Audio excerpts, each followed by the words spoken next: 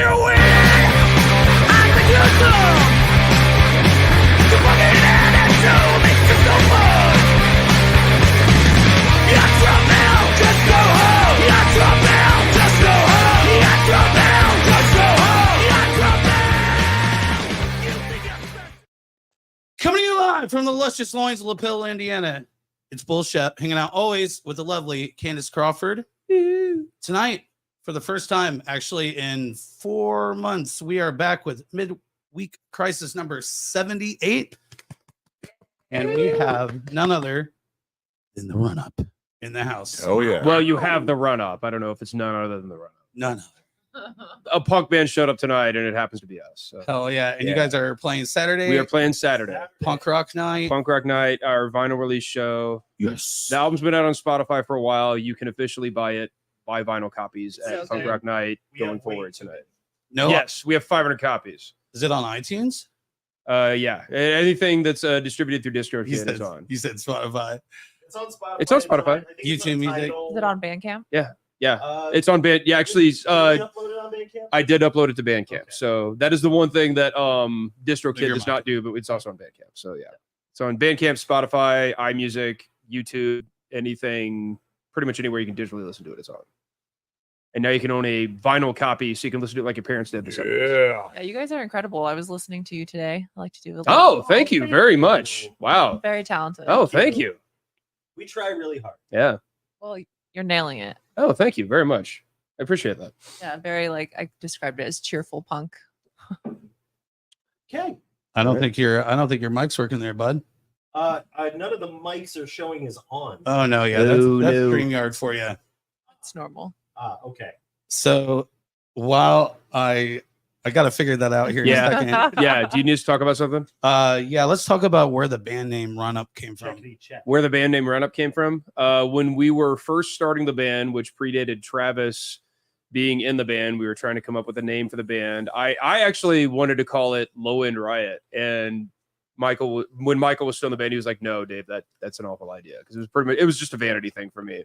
Actually, this was 2016 leading into the election, and he heard something on like a podcast talk radio thing about the run up to the election. He was like, "Oh, we should call the band the Run Up," and I was like, I just wanted a name at that point, so I was like, "Yeah, sure, the Run Up. We're that now. It's fine." I'm so Catchy. happy you guys picked that. Yeah, that's a much better name. I would not join Low End Riot. No. I kind of like that name. It's not that bad. Well, it's the Vanity Bass Players Band is what that is. Yeah. Like the Low End Riot, like it's like if Les Claypool was starting a punk band and he had a larger ego, he'd call it that. Are you saying you have a larger ego than less Claypool? Well, I try to keep the image that I don't have a large ego, so I will say no. No, I don't have a large ego. Sorry, Legos? Legos. Is that what we were talking about? I love Legos. Just kidding. Yeah. See the new edition I'm being of an the ass. Guggenheim? So we can hear Travis now. Hey, I can hear Travis now. Hell yeah.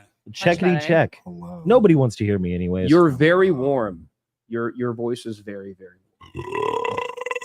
Oh shit, that's that was a good one. pretty warm That as well. was also very, very That warmed my loins. Yeah. Gonna have to change this pad. Nah. Gonna have to change something. Well, yeah, I'll just mark it with your name. That way, every time you come over, KS. yeah, it's the same one. That's the Chaos Pad. Did Uh, I get the Chaos Pad? It's gross. like paint its own color. Yeah. I think I'm phantom smelling the Chaos Pad over here. Why does this smell like Foster's and weed? Yeah. It's a really good description of the Chaos Pad. I hadn't stopped to think what it felt like, but yeah. Foster's and weed. All right, I think I'm 100% back now. Cool. I can actually focus. Yay. Welcome back. Speaking of which, congratulations on being 100% back. We're glad to see you podcasting again. Thank you. We're glad to see you healthy-ish again and hope to continue that. We're really happy to have you back, man. Hell yeah. Honestly, miss the hell out of you. Yeah, we miss having you at shows, man. Yeah, I'm We all being miss out. you. Yeah. Yeah, And you're still smoking. Hell yeah. Yeah, I'm still one problem. No, I one support problem at a that. I time. support that. Yeah. You, when it comes down to brass tacks, at least you have some smokes. You know, Absolutely, yeah. you got to quit this, got to quit that, but Damn it. Yeah. You got smokes. Quitting drinking is pretty much like not drinking Coca-Cola, or whatever, grape juice or orange Dr. juice. Pepper. It's really not that hard, but I didn't have a problem with drinking. I just have a problem with health. You know what I mean? So Right. I'm just trying to Yeah. get healthy. Like Like, you metabolize The drinking it. had a problem with you. yeah, I've Yeah. lost since I went back to work. I've lost 23 pounds. So, Awesome. Hell yeah, dude. Congratulations. You man. look That's great. Thank you. You look great. That's excellent. Your beard is luxurious. Oh yeah, I'm not cutting that for a while. I might just easy top the fuck out of it and say screw it. Do it. We'll see. And you got Boom. the Fred Durst hat going for you. Cincinnati Reds. It's not a Fred Durst hat. Yeah. Don't insult the hat like that, man. The hell? Cincinnati. It's not a New No, York Yankees hat. Yeah. Shep loves Limp Bizkit. I Did it all for Becky. I also love Fleetwood Mac. I also Well, I like Really? Fleetwood love Mac. Fall Out Boy. I'm also not going love to use the term Metallica. love, but I like Fleetwood Mac. I've always just I would thought- never insult someone by saying their hat looks like a Limp Bizkit hat. See, I've always just thought Fleetwood Mac is like the band that writes songs for people cheating on each other, by people cheating on each other. They were cheating while on they're each other. cheating on each other. They were cheating. on Like, each other. While they're in the band together. Yeah, like everyone was having Uh, sex with everyone in that there's band. there's nothing worse than like I'm gonna write this song about cheating on you and you're gonna sing it. Yeah, Oh yeah. Yeah. That's so fucking that's brutal. rumors in a nutshell. Yeah. Yes. Yeah. 100%. The entire album. Yeah. There's like video of them singing like playing a show, and I can't remember her name for some Stevie reason. Nicks? Stevie Stevie Nicks Nicks. like looks over And while she's singing this song that she wrote about Lindsey Buckingham. yeah, Buckingham, thank yeah. you, Lindsey Buckingham. I'm like just mean mugging Yeah. the shit Yeah. out of him. Yeah. Oh, my You know what the fucking song means? God. Fuck you. Yeah. Imagine to still have to play with them like after Yeah. all that.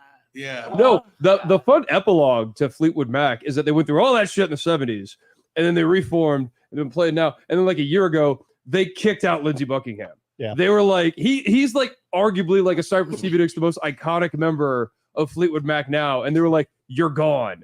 Like you're that much of an asshole. We don't want to deal with you anymore. Like, man, he Yeah. must really suck. That's how it goes. He must be a truly awful human being. Holiday Road. Yeah. You know what? I was it wasn't until like No. 5 years ago. I thought that was the other guy that wrote all the 80s songs. Not Lindsey Buckingham. Kenny Loggins. Yeah, I thought it was a Kenny Loggins song. That is a Kenny Loggins. No, it's not. Holiday It's Road. Lindsey Buckingham. That's Lindsey Buckingham. Look it up. Yeah. You're right. Because now that I'm like hearing it in my head, I'm like, that is I Lindsey want Buckingham. to Holiday Road. Not Fleetwood Mac. No. But it's It is Lindsey Buckingham. And I'm convinced that Kenny Loggins heard that one is like, I'm gonna make every movie song like that. and then Kenny Loggins. That's Every other Top- movie Top song. Gun. Yeah. It's Top Gun. Riding Danger to the Zone. Well, It's all there's- from Caddyshack. The I'm alright. Yeah. Don't nobody worry about me. Ain't gotta give me a fight. Oh God. You just let What- me do the be. go- What are we dance. doing? Yeah. Hey, can we stop talking about Kenny Loggins now? And What are Do we all have your to? positions in the band? so I'm the singer and the bass player. Okay. Travis is the guitar player, and Craig is the drummer, and he also smokes weed. My mom might be watching this. Craig, Your mom knows Your you mom smoke weed. knows you smoke weed. She caught you last week. Yeah. Remember? Lord. She Not to cleaned your mention- bowl. Not to mention she's been at a show where you clearly yelled to the crowd, "Smoke weed!" No, everybody yells it at me when I'm playing. Because you yell it all the time. I know, but getting it yelled back at Yes. me is weird. It's literally the Okay. caption under your title there. It just says smoke weed. Lord. The want me point to of that write story is, Craig, if your mom does not know you smoke weed, her level of denial is impressive. Mother Chaos, we apologize. If this is how you're finding Craig out smokes weed. that your son smokes weed, we're sorry. Oh, is it? Do we have Aw. some comments? Slosher. Oh, Schlosser. What's up, Will? He's trying to cop some croissants. Hope to see you Saturday. By the way, Candace is like officially co-host now. Oh, of cool. Midweek Crisis. Yay! Congratulations. Hence the hence the thing. So honored. This is my first time here, so Case So I'm for like, the- yeah, there's that another didn't- person here, that cool. weren't here. Write it open. I'll just real quick. You think you're weird? I think you're dumb. There you go. There's the lovely face of Candace Crawford. yeah. I'm officially on the flyer for the first time ever. Yeah. Nice. Does Did that I mean get- you're on the payroll too? Yeah. Yeah. Payroll for sure. You know, okay. So speaking of So flyers, basically, payroll means like Candace pays me $30 a month to help cover the bills. Yeah. So speaking of funny story, so the picture you made for the show with like our faces with the Yeah. hearts and shit, it looked great. I Oh, love that picture. So we were like going over like what picture we were going to use for the flyer. We went back and forth. Like the one I wanted to use was like one where I was like on my knees and like banging the bass. It And was Travis, one like with Dave right up front, and I'm like, I think And we Travis should have is one like, where all of us are in the photo. my face is cut out. And I was like, you've got a good point. We're not using that picture. So like we looked for the best picture that had like all of us in it in that one. And then like, and then it's totally covered up by all the other cool shit with the hearts and the faces. and stuff. Oh, So- I thought I left the faces open. no, No, the faces are on there. Just No, like the faces behind. the faces. Yeah, I tried you to can. line it up to they're where you there, can see it's just, everybody's like, face behind. If that's what you walked away from that picture, like seeing, like you have a weird list of visual priorities. I Like, have a I have once pretty again, Dave different- Grove has no ego. I I think we're all going to change opinion on that after the nights. Once we've, because I've never done a podcast before, so that's why people don't think I have an ego. Now that I'm going to do a whole podcast, we're like, oh my god, as an ego So this fucking is your maniac. First one ever. Right on. That's I cool. think so. busting the cherry. Have I done a podcast before? I don't know. I might have. You've never Yeah. been on. I did a few uh, back in the Yavin days. Yeah. but PRN podcasts. You've never been on one of those. I've never been on one of those. I've done that one. But you- Oh, my buddy Rad Jose that does a ska podcast. I did an interview for that one. So like I have been on a podcast. Well, we before. are honored to have you. Thank you. So this is Travis. Travis is your first chopped liver. Yes. Okay. I'll be honest. Like I always hate to ask or say it because I can't remember. There's too Oh. many. It is also my first chocolate. Right off. Yeah. I was certain that you had not. Yeah, been I've on never done one. it before. This is like Craig's No, 20th I fucking I chopped have liver. never driven to Lapel. Oh yeah. It's quite an adventure. Yeah. I have spent time at the Loves on the way. Yes. But yeah. I do a lot of driving and stop at a lot of bathrooms. Yeah. and falls asleep on the toilet. Yeah. There's really nothing. It's corn.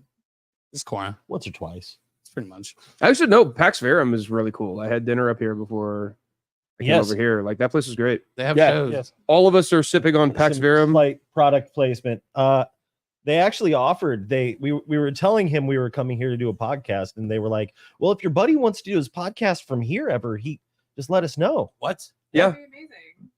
And he Pax said, Verum was like, if you want to come do it from here. and they said they had metal bands. It would that play make. there. Oh yeah, for sure. Yeah, dude. they're gonna They do book like metal shows. night one night a month too. So Yeah, they totally were like the bartender was totally like, "Yeah, he can come here and do Yeah. it if he ever wants yeah, no, to." place is super cool. You should get in touch with them and see if you can hook that up. Yeah, I'm gonna do one show a And month. we can eat Nice. See if I- oh no, that's too much work.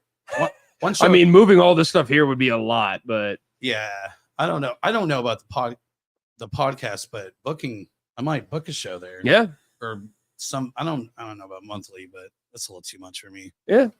Uh-uh. go hang out with the guy, have a soda while he has a beer, Yeah, and we've talked before. yeah, It was. We were talking about. I was really wanting him to sponsor the show. oh, You know, and then putting on all of our flyers and Oh, stuff. man. And then he provides us with beer. Well, if I've opened up a sore spot, I'm sorry. Oh no, not at all. it's an Not at all. opportunity. Yeah, I only talked to him one time, and I Okay. don't expect much. Yeah. About that stuff. Speaking of, by the way, Yeah. while we're Oh, people have commented. We should yeah, catch up on Oh, comments. and shit. people. we'll do that, and then let's see. Do you know if it took Craig's mom hearing him say "smoke weed" for her to know he's ever smoked it? Oh, Nate. Damn it. Very true. Dave's ego is out of control. Calm down. I'm exposed. It's out in King the Dough, open that's now. right. They just got a King Dough out here. Yeah, Yeah. yeah, yeah. They That's have King Dough Dave- Pizza right next to it. Yeah, They're Dave so sent us a good. picture at like 5 o'clock Yeah. of a whole pizza, and we got there and it was gone. Well, that's what I said to him on the way here. I was like, he's gonna eat the whole thing. As you should. I Mhm. did And eat he the whole did. thing. It looked- I don't know if I would advise it, but it was good. It was should very, have at very least saved us a slice. I no, tried. no. We don't need to steal. We don't need to mooch off. Dave. I wasn't hungry So since we anyway. Just want the beer. since we stopped doing the shows because I was sick, Mhm. actually, ironically, so before technically it was just I. Candace was here a lot. That's why I was like, let's just go. Let's I just fucking bring do this. snacks. And then Good looking snacks. so then we come back Yeah. and basically Candace is a part of Chop Liver now. Craig's Scummy Scuzz, he was just commenting, he's a part Yeah. of Chop Liver now. Yeah. And Hi, Craig. Hi, Scummy. that behold Nick Hello. Jordan is also a part of Chop Liver now. Hi, Nick. So all those people could possibly be posting shit Woo. on Facebook or Instagram all the time. But another thing that we came back with is an official sponsor, the Ooh. Button Guy. Woo. Yay. Ooh. Hey. He did our buttons. Hell All yeah. right. Oh yeah. So We for should have any He does good some work. buttons. button needs, check out the Button Guy on Instagram and Facebook. Love it. William Should've brought Boswell. some And you can pick buttons. up some new run-up buttons at our show on Saturday. Yeah. Buttons, Oh, yeah. patches, and vinyl. We have CDs of the other two albums, and we do still have vinyl copies of Fear of a Post-Punk Planet as well. And where are you playing again? At the Melody Inn, No. Punk Rock Night, Yay, punk rock. Yes. night. with the Village Elder, Cassette Stress, and the Bombcats. Okay. Yeah. So- Love It's going to be a Bomb-ass really good Boogie. show. Village Elder's great. Love the Bombcats. I've not heard Cassette Stress, but I'm going to assume they're really good. I pretty much every time I go to They're PRN anymore, the out of town band always blows me away, and I walk away really like They're it. So they're on tour with one of the other bands. Village Elder. Yes, okay, because they're playing in Nashville, Tennessee, I think. Okay. This weekend. Okay. In a few days. In a few days. Yeah, they're doing a 3-day. In a few days. in a Yeah. few days. We had Nick and Carter here last night. Yeah. And they weren't supposed to be here. I was totally not prepared. Oh. Candace did some cleaning before we went live, and then I did Wait. some. I knew Nick was supposed to come on. Was it not supposed to be last night? No, it was Mile High Club. Oh, when is Mile High Club? So Mile High Club is for bands or artists that are coming into town for an event or a show, Yeah.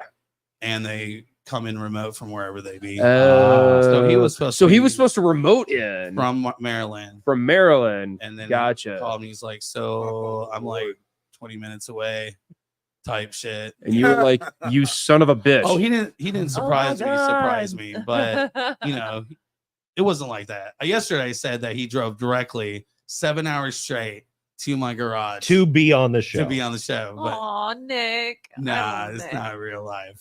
white knuckling, No, that should have. You should not deny that was real life. Yeah, yeah. Like, eastbound and Like, down. that is how it happened. holding up and trucking. That is canon. He's gonna do what they say, kid. I just realized I forgot to put my contacts in. Oh, you're wearing. Well, you're wearing glasses. I mean, know, but are you supposed to put it in contacts? yeah. But the lighting now is so much better that I moved the room around, which Yeah. nobody at home can. Kinda- Oh, I guess you the can rug tell. really ties from behind everything me. together. Kind of. Yeah, it really does, reminds me of the setting of Texas Chainsaw Massacre Part 2, Really. Okay. which is a good thing because it's a radio. Is that a good thing? It's a radio station in there. This reminds me of that room where a bunch of people got murdered with a chainsaw. In a radio station. Less This is bloody, kind but, of you know. like a radio station. Yeah, it does look like a radio I station. mean, it's better than being like, this reminds me of Airheads. I don't want to be a dick cheeseburger. But with the Wayne's World attitude, right? yeah. Yeah. Yeah. No, it looks great. The fancy couches and I want to punch that. You could just Punch point me bag. to the 500 copies, naked pictures of You B. know, Arthur. it'll be like Nightmare on Elm Street 3, where the dude's all punching it and listening to what's that one song? It was really popular in the 80s. Nightmare on My Street. The Will Um, Smith rap song. No, and not the Dawkins song. Knew there been a nightmare on my street. I was sitting here like trying to get the mics leveled out because there was something wrong, and your mic is facing in the wrong direction. It's supposed to be straight up, like straight up, straight up, like Vertical. like this, vertical. like this, like, no, like this. Do you see what? Yeah, There you Travis go. get his yeah. And thank now you. I'll put it in front of your face. Now talking to that thing. Hello, There you go. syphilis. Now my you sound. sexy Now you sound good. voice. Hello, hello. Yeah. All is right with the world now. Am I doing it right? Should Yeah, mine be straight up? Merry Yeah, Christmas. I have your guys' mics just a little hotter. Okay. So Happy New Year. yeah, I The sultry sounds of Craig Chaos. so yeah, I basically, Craig, I actually changed the setup of the room so I can have my punching bag. It looks bigger in here. yeah, because I used that fucker. So Cool. yeah, first couple times it sucked. What but is- now? What is that song? Got to get that impact in. So You want to give them their Valentine chocolate? oh yeah. What? So I have uh, diabetes. hold on. No, you don't. I forgot that. Happy Valentine's Day, everyone. by the way. Yeah. Happy Valentine's. Yeah, Yeah. you guys Yeah. have to be away from your wives. Well, Big shout out to the wives for yeah, allowing us to shout out to not the wives spend for Valentine's Day. allowing us to do this and not, Single for life. catering to them for Valentine's. No, I knew I was Like fine. Clooney. No, this was actually Jen's idea. Like as soon as you had posted that, like you were kind of booking shows again, and Chop Liver, Jen was like, "Hey, Dave, you should get with Shep and try to book the run up for Chop Liver the week you guys have your vinyl release show." And I was like, "Yeah, you're right. I absolutely should do that." And then, as in the process of doing that, saw that it was on Valentine's Day. I was like, "Well, it was Jen's idea, so I'm fine." I do often refer to Jen as the brains of our friend group operation. Yeah. She thinks of the good She is the ideas. one that actually thinks of things. It's like, Thank you, hey, Jen. yeah, thank you, Jen. I love you, baby. Oh, Happy Valentine's Day. oh, So sweet. Yeah, she's probably cuddling a kitty right now. she is. Hell yeah, Nate. If the cat is willing to cuddle with it. Yes. I just watched the gnarly TCM2 documentary. Oh. YouTube. Check it out. Craig, Craig, you've got a question, Craig. Brandon Sanders of the Operators is asking you, what is Craig's favorite Ninja Turtle? My favorite. Your favorite Ninja Turtle. your favorite hero and a half shot. And granted, if you say the wrong answer, I'm going to hear all about it at the next Operators. I'm being handed. I'm being handed. Oh, what is this? Valentine's Aw. gifts. What was his question? Oh my God. Who is your favorite Ninja Turtle? Teenage Mutant Ninja Turtle, to be specific. Oh shit, thank you. Man, Oh wait, do I get to keep this copy of The Substitute? Yes, you do. Oh my Can God. I get Star Trek Oh, Generations? dude, On the cassette. clients. Hell yeah. yeah. You realize you just gave a Star Trek movie to a guy who was in a Star Wars band. Yeah, but look at your. Yeah, but it's Yeah, Star yeah, Trek yeah. Look at Generations. your, Yeah. It is Valentine's. neither the Full best nor galaxy. worst Star Trek movie. It's true. And it has There all is your better favorite- and there is way it has worse. like most of your favorite Star Trek characters in it. All right. Yeah, yeah. All right. Well, if you like the Hell next yeah. generation, if you want, we could do a trade. If you don't want generations. Oh no, I'm you want it? I'm happy. All I'm right. very happy. I just had to give you shit. I always let everybody get a trade. I mean, it's not like you're hiding Wrath of Khan back there or anything. So. No, I already gave that one away. You know what? I would go Wrath of Khan, and then I'd go 6. Which one's 6? That's not the Voyage Home, is it? That's the Undiscovered Country. Undiscovered Country is the next one after 2. like, is it the final frontier? No. Donatello. That is the shit one. Donatello. The Final Frontier is by far the worst Star Trek thing that has ever Craig happened, finally- including Nemesis. Craig finally stated his favorite Ninja Turtle. By the way. Donatello. Donatello. I'll take Donatello. The smart Right. one. That is Wasn't expecting Leonardo. No, Leo was the leader. Donnie was the smart one. Who Yeah, made all the you're right. inventions. You're right. Trust me, that's my generation. Yeah, you're right. As the young person in this band, Tried playing that. I mean, I fucking also video watched the game. Teenage Mutant Ninja Turtles. How old are you? I am 38. And Yeah. You're the youngest Yeah. one in the band. Who's the youngest one in the band Yeah. by far? I'm 45. I was a baby when me and Dave started playing together. Literally? So, You were I a little was baby. I think I was just 21 when Dave and I first started lockstep together. He was young as shit. Oh wow. I'm Barely 21. surprised in hindsight he was old enough to drink beer. Yeah, I am older than 38 and younger than 45. So you guys have been playing together for decades. A long time. Yeah, we Yeah. started Travis and I started lockstep together in 2007. Yeah. And that ran till 2014. And then after that, we continued to do the Clash tribute show every year. I think the first year we had John play drums, and since he was living in Yeah. Evansville, that was kind of clearly not going to be a feasible thing. And so we asked Craig, hey, can you come and play drums for the Clash thing we still do with Lockstep? And he had just started liking the Clash like that week. Yeah. And then Good timing. I honestly, to lead this into story, that was so much fun that the reason I wanted to start the run up was because I enjoyed hanging out with Craig and playing with that stuff. So I was like, we should just do a band full time. And that was pretty much where the run up came from. That's so amazing. Yeah. I had a friend that had just given me his whole Clash record collection, and I listened to it for like a week, and I'm like, oh man, I didn't know Clash did like reggae stuff. I didn't know that was what they did, and I was blown away. And they were like, hey, you want to play in the Clash tribute?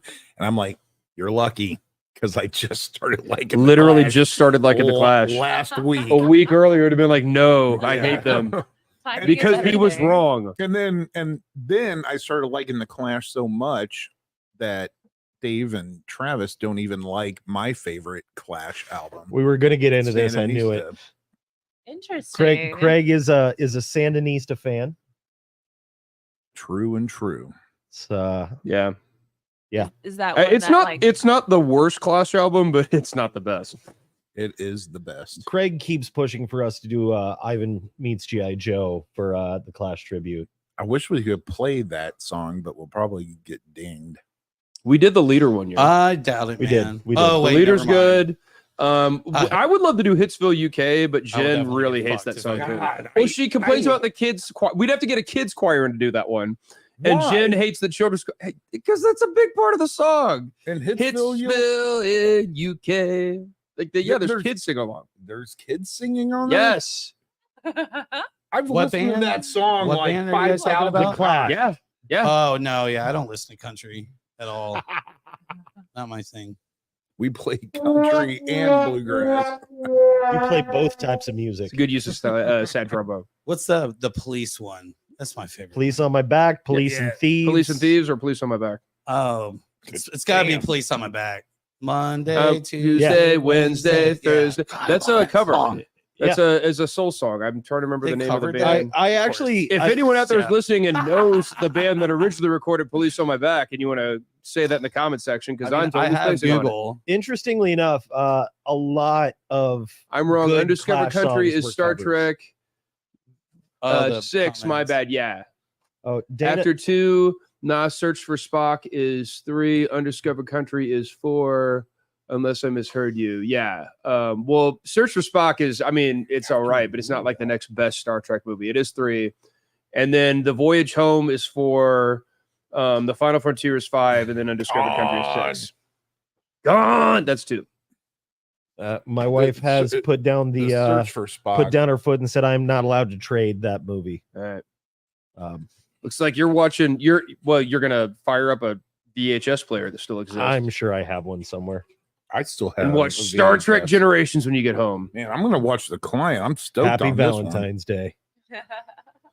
And I've seen The Pelican Brief. Yeah. And I've seen The Informant, or that's not what.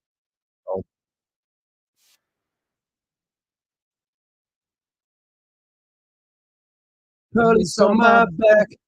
Hi. Police on my back. It was a shooting. Police on my So back. it's And by the Eagles. victim, that it will Equals. come back. Equals. I've been Equals. running Monday, Tuesday, Wednesday, Thursday, Friday, Saturday, Sunday, Monday. All right. Yeah, The Clash was just a cover band. Police on my back. A lot So, of great Clash I- songs were actually covers. Yeah. Hey, David, if you're still watching, could you hear that song playing while Travis was basically singing it for you? What was I don't think they could hear it They couldn't hear it? not I don't How think could they we could, hear it and they couldn't hear it? because I For the- don't have the I Oh. don't have it running. If that was just confusing and awful, he was playing the original version of Police on My Back for us, and then we were singing along to it. So, Oh god, that's so weird. and but I who was hope the that's artist? oh yeah, who was it? the equals. The Equals. The Equals. Thank you.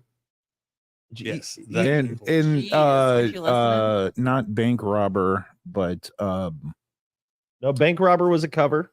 No one. No. Bank robbers not covered.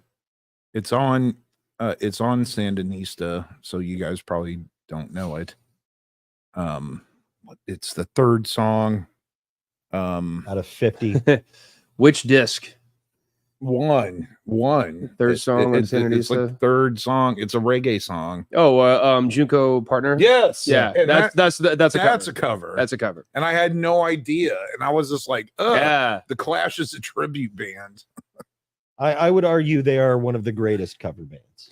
Their covers are usually really good, especially their reggae covers. Well, they were doing a good send up to reggae back then because that was kind of when punk and reggae were melding as a scene. Love that shit. Scenester stuff. Was that I think they featured that in the new Bob Marley movie when like Bob Marley like went to a punk show and That was like premieres today. that did premiere today. Yeah. I mean, Because at first, like I think when he was first played the Clash version of Police and Thieves, at first like he was like confused, and then he was like, yeah, like this is like these are like our kind of brothers in arms and like well, and then you of know course fighting the system and he everything. wrote Punky Reggae and then he Party, wrote Punky Reggae Party as a response to the Clash covering Police and Thieves. So and then the Clash wrote White Man and Hammersmith Palais. well, they wrote White Men and Hammersmith Palais and White Riot in response to the Notting Hill riots. Yes. hell yeah. Yeah. I was just gonna go see the Bob Marley movie on Sunday. What is it So, called? One Love. One Love. Craig, why don't you move your mic closer to your Yeah. face? One love.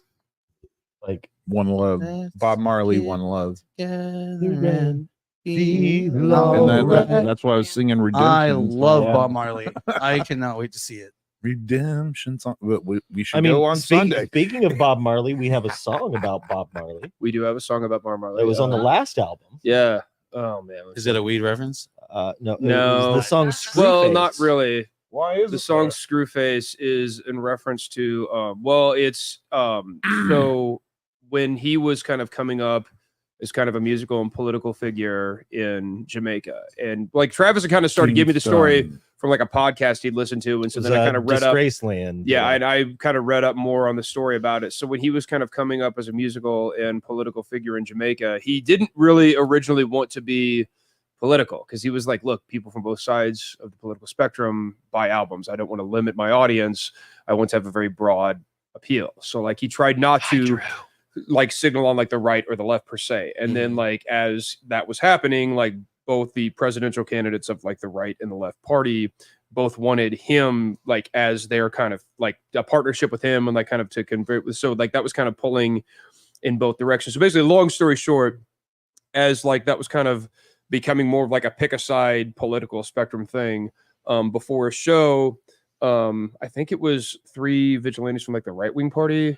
It was from what I remember of the story, it was actually FBI put a hit on him. Like put a hit on him. So like 3 guys like basically broke into his house. They had hired people who were from Jamaica Yes. to basically try to Bob assassinate Marley. Bob Marley to like silence him and his message and everything. more So, or like, less the US government tried to assassinate Bob Marley. They failed miserably. So they failed and like they broke into his house, tried to shoot him, failed. They actually did shoot him in the arm. They shot his wife in the head. and Both survived. yeah, both survived. He actually played a show And it was the that day night. before the Jamaican Freedom Concert. What the fuck? Yeah. And all of his assassins like died painfully and miserably like shortly after that happened. And like nobody knows why. the mystic reason, because nobody really knows exactly why they died, was that or like who killed them. there's this mythical character in kind of Rastafarian mythos, I guess, called Screwface that like kind of like does like comeuppance revenge killings, and like the notion that like either Bob Marley placed or like the negative connotation around his assassination attempt placed a hit on those guys, and Screwface came and like killed them. And Well- like our song Screwface is kind of about that. Well, most people don't realize Bob Marley was actually, he grew up in the ghettos. He was Yeah. actually a gangster. The peace and love, that was not Bob Marley when he was younger. And there's a story that when he first got big in the States, they actually refused to play his music in Jamaica.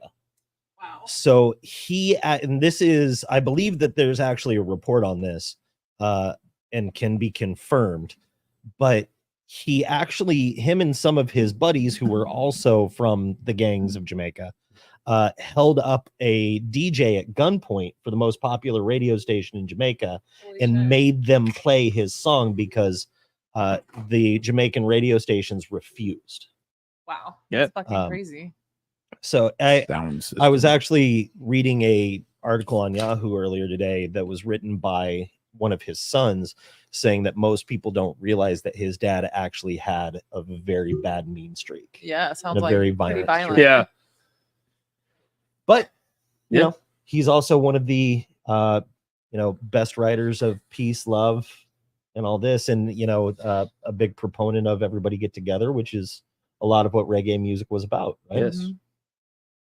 And then to study more on reggae music, you should also go listen to Jimmy Cliff, who was Yes. also a very, very good songwriter. of the Desmond era. Decker. Desmond Decker was Toots very the good. Toots and the Maytals. Maytals. is one of my Alton favorite. Ellis. Yeah. You didn't realize you were Taking asking a notes. bunch The of music nerds on your Ethiopian. show.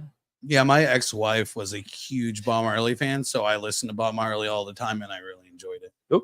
I don't know shit about his personal life, so There's- I know he was assassinated, martyr. No, per he se. wasn't assassinated. He Oh. Died of he melanoma. died of melanoma. I He- thought somebody. no, he had Oh, he- he he- tried to assassinate shoot him. he Yeah. he injured. Yeah, they tried to. He died because of a toe injury he got playing soccer. Like gradually into like melanoma, and then like he, It's crazy. Which is insane. That's a great I didn't know comment. that could Scummy. happen. Yeah, Like that. makes me kind of worry. we got any comments? Oh, there's a ton Oh, of yeah, comments. let's- do we have any comments to catch up on? Absolutely. Uh, So we are starting right off with a banger. What's up, Drew? Hey, Drew. Hi, Drew. Drew, Hello. And then we got We love Drew. Mr. Hi, Drew. Cadella. He's by the way, he's playing Friday. Yes, at Long Long Shot. Shot. Yeah, with go the- see Oh yeah. Fuck your Valentine's Day. Yeah. go see show. Nine Circle Symphony and others at Long Shot Friday. It'll Uh, be a good show. Desmond Decker is in fact in a Rancid song. Yeah. Yes. Oh yeah. yeah. The radio was playing. Desmond Decker was saying, and On the 43 43 bus as we come up the hill. Nothing in common but the reggae drumming. We Yeah. all Oh, come that's what from it says? Unloving homes. Why even bother? I just picked with up the bottle. with the music execution and the taco the revolution. taco revolution. Yeah. So we love the taco Yeah, revolution. Not you. Okay. Okay. Okay. The whole thing where U2 gets on your iPhone thing. You know what I'm saying?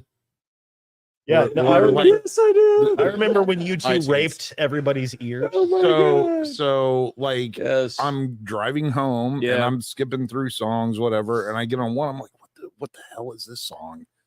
And it was U2, Ugh. and I kind of liked it. I was like, oh my Ah. god, do I like U2? There's some good YouTube songs. Do we Yeah, need a they new make drummer? so many. They had to have. Dude, one I or like two some good U2 ones in songs. there. It was whatever. Dude, I'll take the Joshua Tree any day. I kind of Sunday like Bloody Sunday fucking kills. Yeah, Sunday Bloody Sunday is a great song. Pride in the Name of Love's a good song. Have you ever watched? Have you ever watched the Ben Stiller show when Ben Stiller did U2? He played as Bono.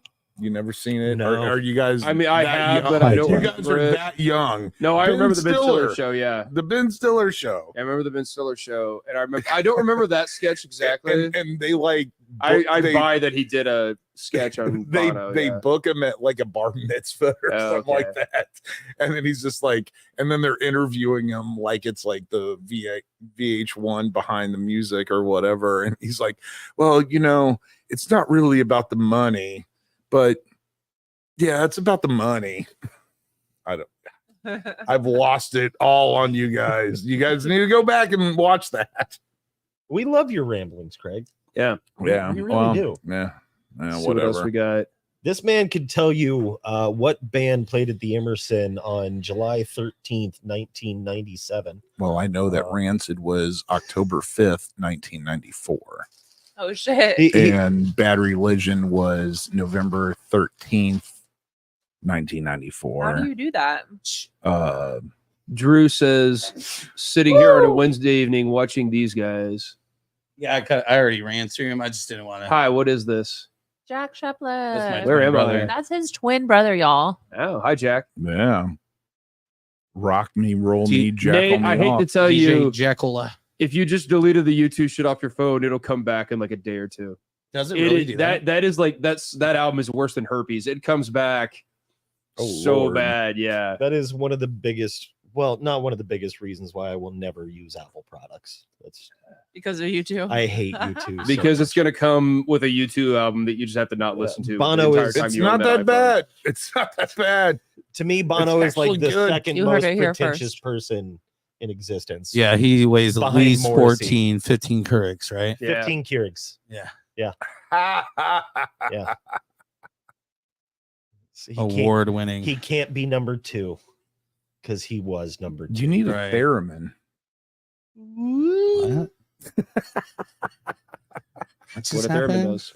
We don't give Craig a mic at practice very often. Yeah, now I get to talk. I Everybody intended to knows. grab you a bottle of vodka, man, and I just totally spaced it. But Oh, I got the yeah. beer anyway. Yeah, Yeah. yeah. Now we got these.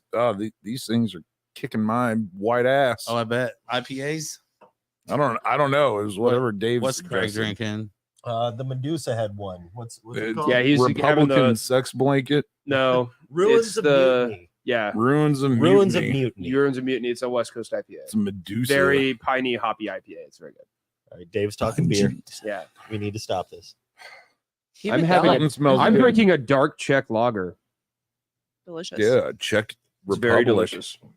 Check- So Check into cash. how was your daytime commute?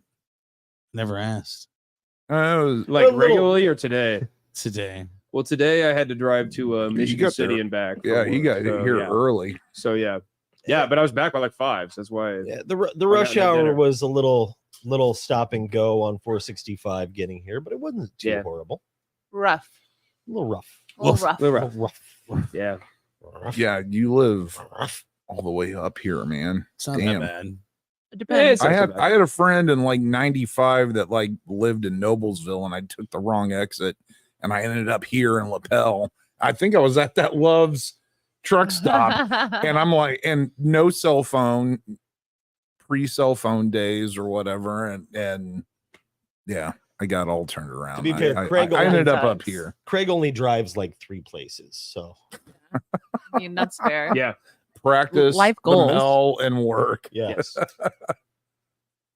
Yeah. Coke. Life goals. I would like to Coke it drive up, man. nowhere. I would like for there to be public transit that's safe for everyone to Would Yeah, love for there I'm to be pretty- better public transit. Uh, There's what I would love is if they could do like a rail system where like 465 and like 60 and 70 were like under or That would be over like brilliant. the interstates. Like if I could just hop onto a train and take that around where 465 is and then get off there and then just like walk the rest of the way to The work. I would do problem that. is And the sidewalks. infrastructure is just not there. Absolutely I'm- not. I'm not saying how they do it. I would just They say need I to would put love it if there. existed. Yes. The whole thing currently with the blue line and the red line and all that, I live in Irvington. Yeah. And while some businesses initially were not very happy about the blue line, I will say it seems Come like on. everybody is stoked about the blue line now. Yeah. Well, So- when everyone was about to boycott their business, Yeah. they suddenly jumped on board. That's crazy. I can't believe they did that to start with. Oh, dude. It How was would they not understand that it's good for their business? short-term views versus long-term Yeah. views. I mean, short term, it's going to be very bad. Like Yeah. they will lose business because during the construction, they will get less business during that time. That's fair. But like long term, like if you can survive like a year, like you'll be way better off. Absolutely. Oh, yeah. And with all the communities as well. Yeah. But they're also in Cincinnati, Chicago.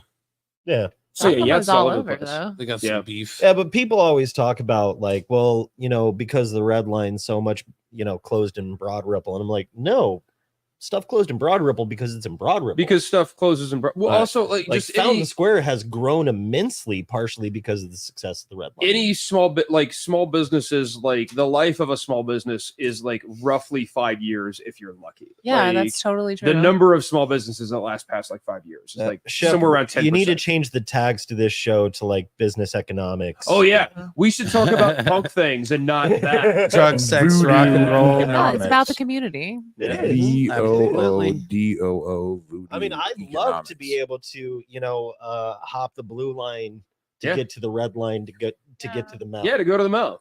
Be great. Be amazing. I wish something came No. out to the west side so I could do the same thing. Uh-huh. Riding the bus to the mill is the worst thing ever living on the Far East Side.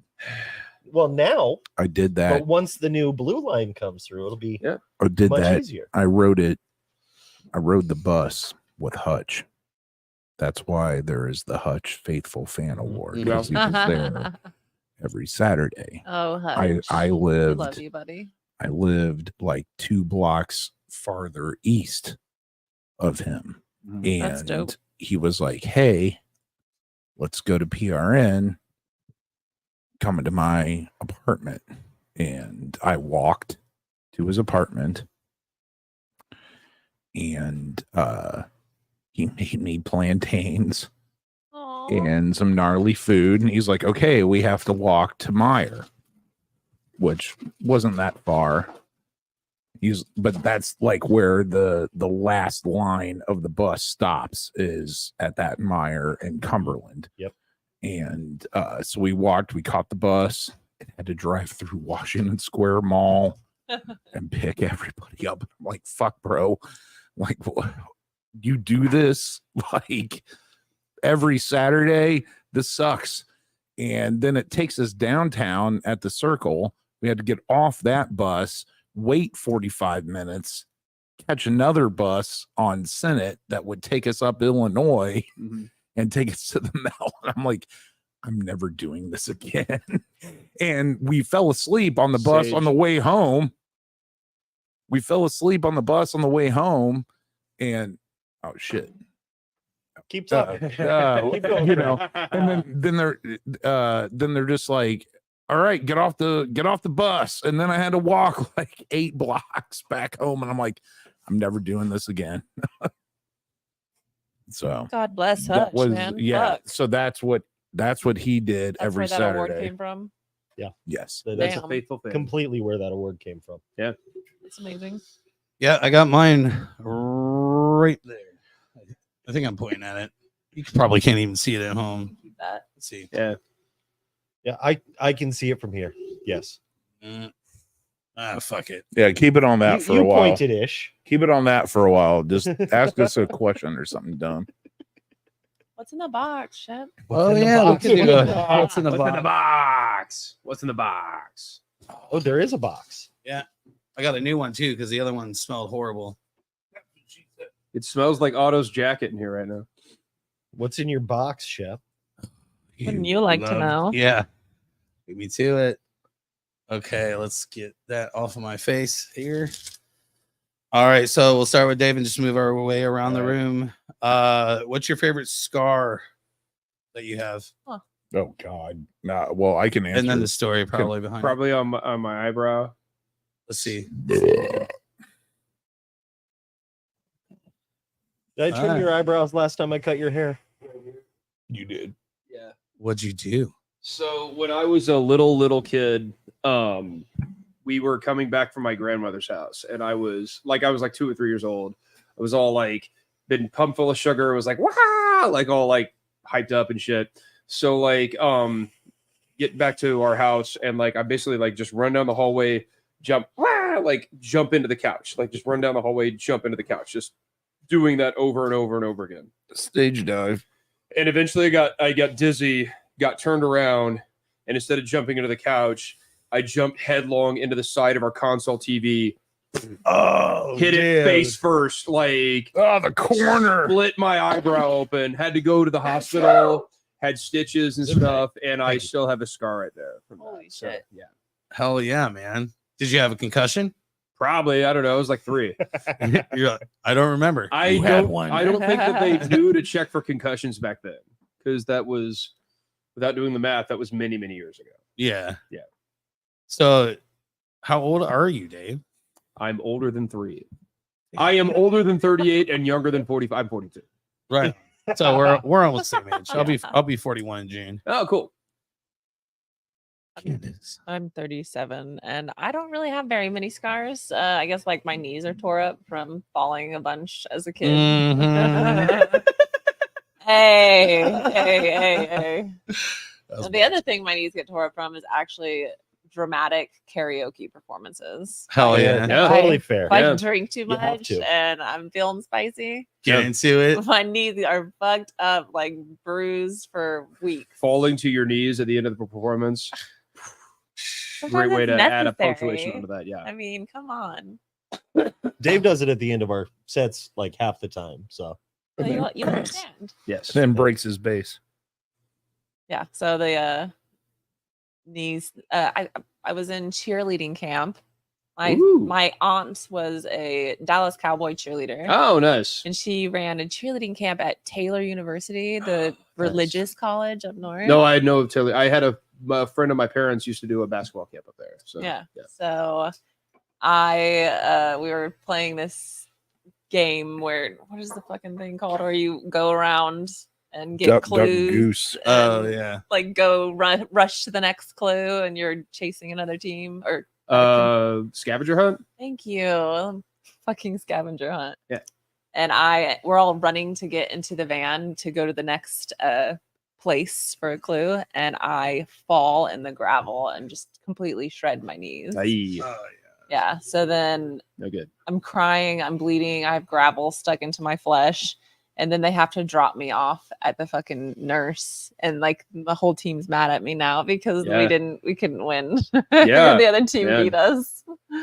So that's my scar story. We all wish your friends were more understanding. Yeah, fuck those bitches. Not What? You have to cool. go to the hospital. We're gonna lose the game now. How could you be so Literally. selfish? Literally. That's pretty awful. Yeah. So Travis, talk about hammering True, nails fuck in your you. nipples or something. For your hammering nails. in my favorite nipples. scar. Do I get the same question? Yeah. All right. I have a lot of scars. I have a ton of scars. Back in the day, I was a sideshow performer. My early 20s, bed of nails, fire breathing. My big one was the human dartboard, right? Used to take darts in my back. Had so much fun with it. But my best scar, or actually kind of almost lack of scar, I once set my entire left arm on fire. So it was I was 20 years old, hanging out at First Friday at the Murphy Building, and I was drunk off my ass. Of course. And it was like 2:00 in the morning, and there was a photographer friend of mine there that was from Nuvo, and he, we were drinking, hanging out, and he goes, "Hey man, like you guys, the sideshow's got a gig coming up. Why don't you do something? I can snap a picture, and it will be the main photo. We'll put it as the photo in for the show." And I was like, "Cool." So Oh my god. I go into my buddy's art studio and I grab some sort of aerosol. Once again, drunk, didn't think anything of it. Sprayed my arm down in this, put up the horns, and lit it with a lighter. And usually I do it like with hairspray or something like that burned off really quick. What I did was I accidentally grabbed spray shellac. Oh no. And I shellacked my whole arm. So when I went to put it out, the fire shot up my arm. I had second degree burns God. from the tip of my middle finger all the way up to my elbow. Dude, no. And the funny thing is, I have the photo. Oh Nice. shit. I have the photo. don't want to see it. Craig says no. Craig doesn't want to see it, but I actually have the photo of me on fire. Can we get a shot of this? So there's baby Travis halfway on fire. Oh no. As the actual photo of me on fire. How old were you? I was 20 years old. Didn't know how insurance worked. Had no clue. Like I was an idiot 20-year-old. So my girlfriend at the time was like, "I'm going to go find some burn cream for you or something." And I am just in pain, immediately sober. Burn Oh my cream. god. So after Hang on. I'm gonna go get you some ointment to put on that. after about 2 hours of Searing pain. agonizing pain, Yeah. of just having my hand under cold running water, trying to kill the nerve endings, Yeah. she finally convinced me that she would take me to Johnson Memorial Hospital. Yeah. that actually has a really good burn word, by the way. If you've hashtag Johnson Johnson. Memorial Better than running some down- cold water on it. down That's in for Franklin, and I Just can't. burn shellac into Yeah. your flesh, Yeah. and you're like, the water's fine. I will always remember. It was like 6 o'clock in the morning by the time we got there. Oh my god, you poor thing. I'm pretty sure she called my mom. My girlfriend called my mom. Yeah, I bet. My mom shows up at the emergency room, and as soon as she walks in the door, she goes, "If those sideshow motherfuckers had anything to do with this, I'm gonna kill every one of them." And I'm like, "Mom, none of them were there. Yeah. If they would have been, I Ah. wouldn't have done it, because the whole point of sideshow is to be able to do things tomorrow. Uh-huh. You want to be able to repeat what you're doing, and I definitely could not repeat what I was doing after that. No. Yikes. The I'm doctor so told me sorry. I would never grow hair on this arm again. Said I would, my skin would be horribly disfigured. It looks healed. Way to beat the odds on that. There are some small scars, like in certain places, but Yeah.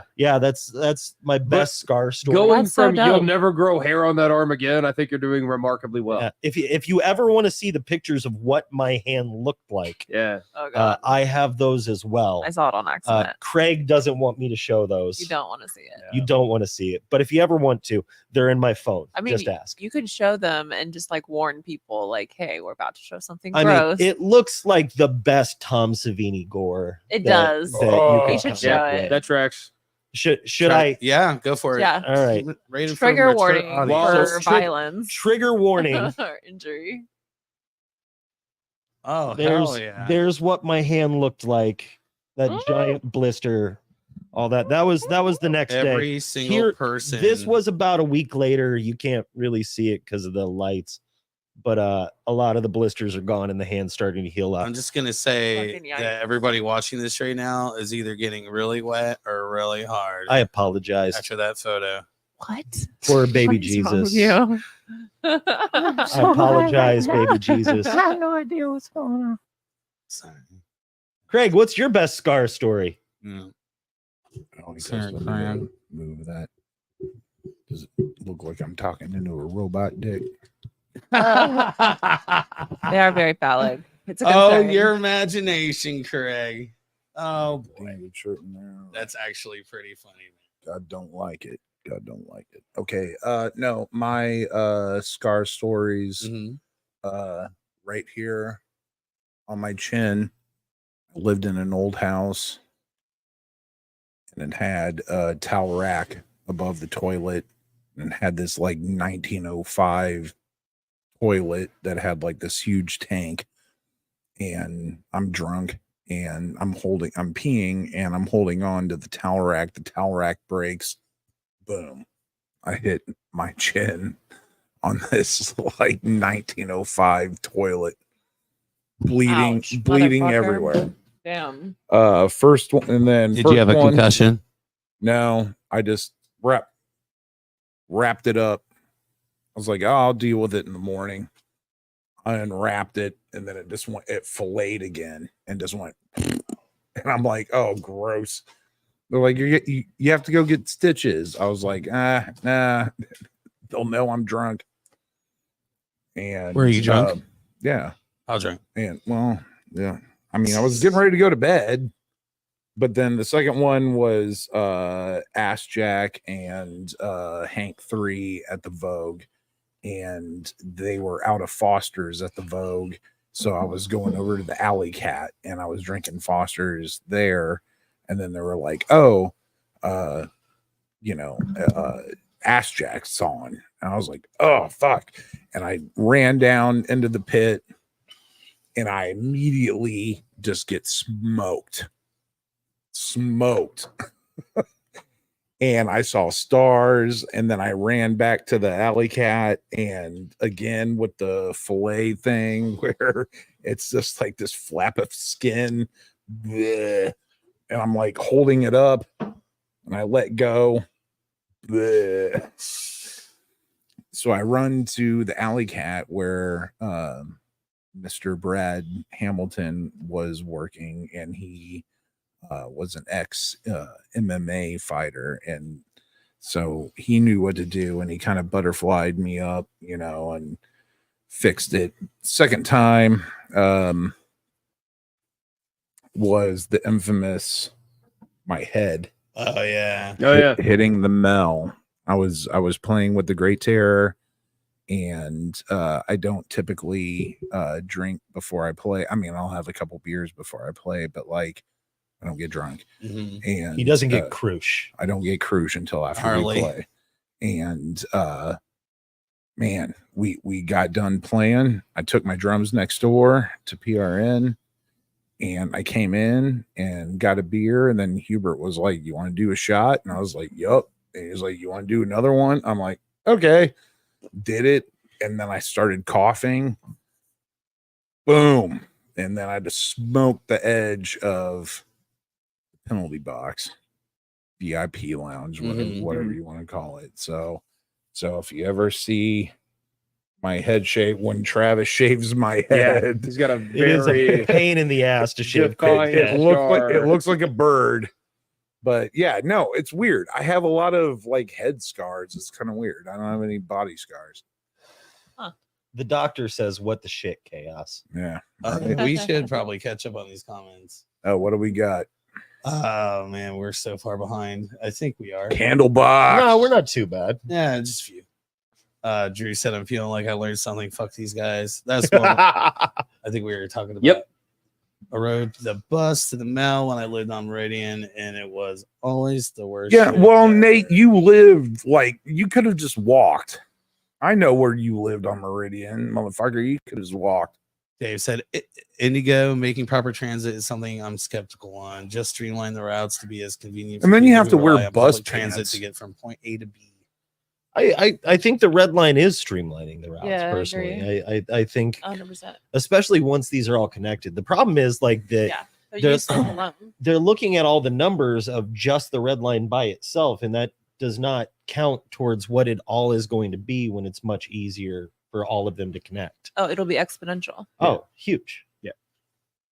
Sorry. Oh, I love it. So when I was a sophomore, I think I don't know. I think I was a sophomore. I got in a fight, and I don't know if you could really see it, but I've never been in a fight in my Uh, life. Yeah, I don't think you can see it. But a little bit. this dude that I was fighting went to his car, like ran to his car, and then came back with a fucking knife, Oh, Dang. and he Jesus. and he He's tried about to to kill you. stab me. Shit got real. I'm and gonna I cut you white That meat. escalated quickly. put my hand up Fuck, dude. pretty much right there, right here, like this, and he stabbed me right in the fucking hand. Holy Damn. shit. But Was it over $20? $10, $10. $10. That you were like $10 for attempted murder. All right. crazy. yeah. 10 for 10.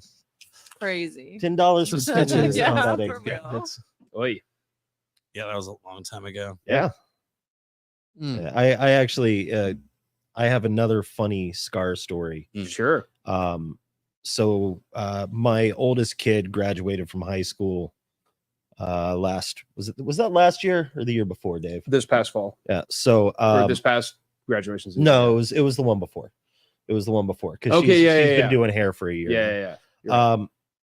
So we're at her party, and I always carry a knife on me. We're at her graduation Oh party, yeah, shit. and Forgot about this. yeah. I grabbed my knife, and there was another knife that I had bought to cut the cake, one of those gigantic, like single like cake cutting knives, right? And we had a giant freaking cake for it.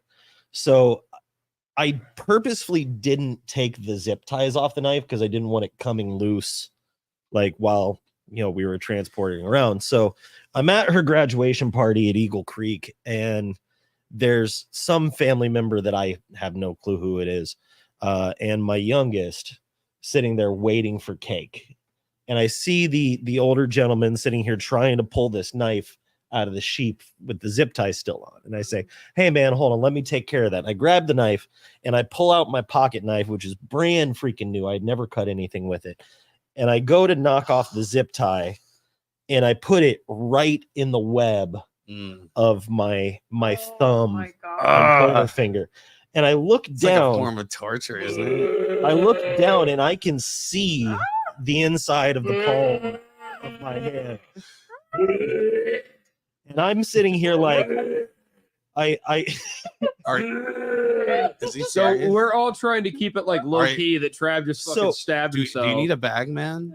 Yeah. Here, dude. If you're gonna spew in this, so Dana comes over to Jen and I, and she's like, "Travis just fucking Well, stabbed himself." so I'm sitting here. I'm like trying to keep it quiet, and I'm like, hey, Dana, could you come here for a moment? Yeah. And my wife is on the other side of the party, and she's like, what's going on? My youngest, who is no couth, immediately just yells, Travis cut his hand open and he's going to the hospital. And I'm like, thanks, kid. To which then everyone at the party is like, oh fuck, what's going on? God. My parents are there, my in-laws are there. Dana is freaking out. My oldest, whose party it was, is freaking out. You know, my wife, her first husband was Jason Asher. He was in a band called Pipe Bomb. Unfortunately, passed away a few years ago. So my kids have, you know, Jason's parents are there. And a everything, bit yeah. of they worry about their new father figure having to go to the emergency room. Yeah, that's fair. So my oldest starts freaking out, like, oh God.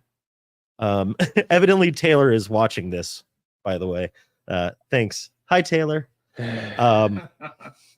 So, and I'm sure Taylor is like, that's not how it happened.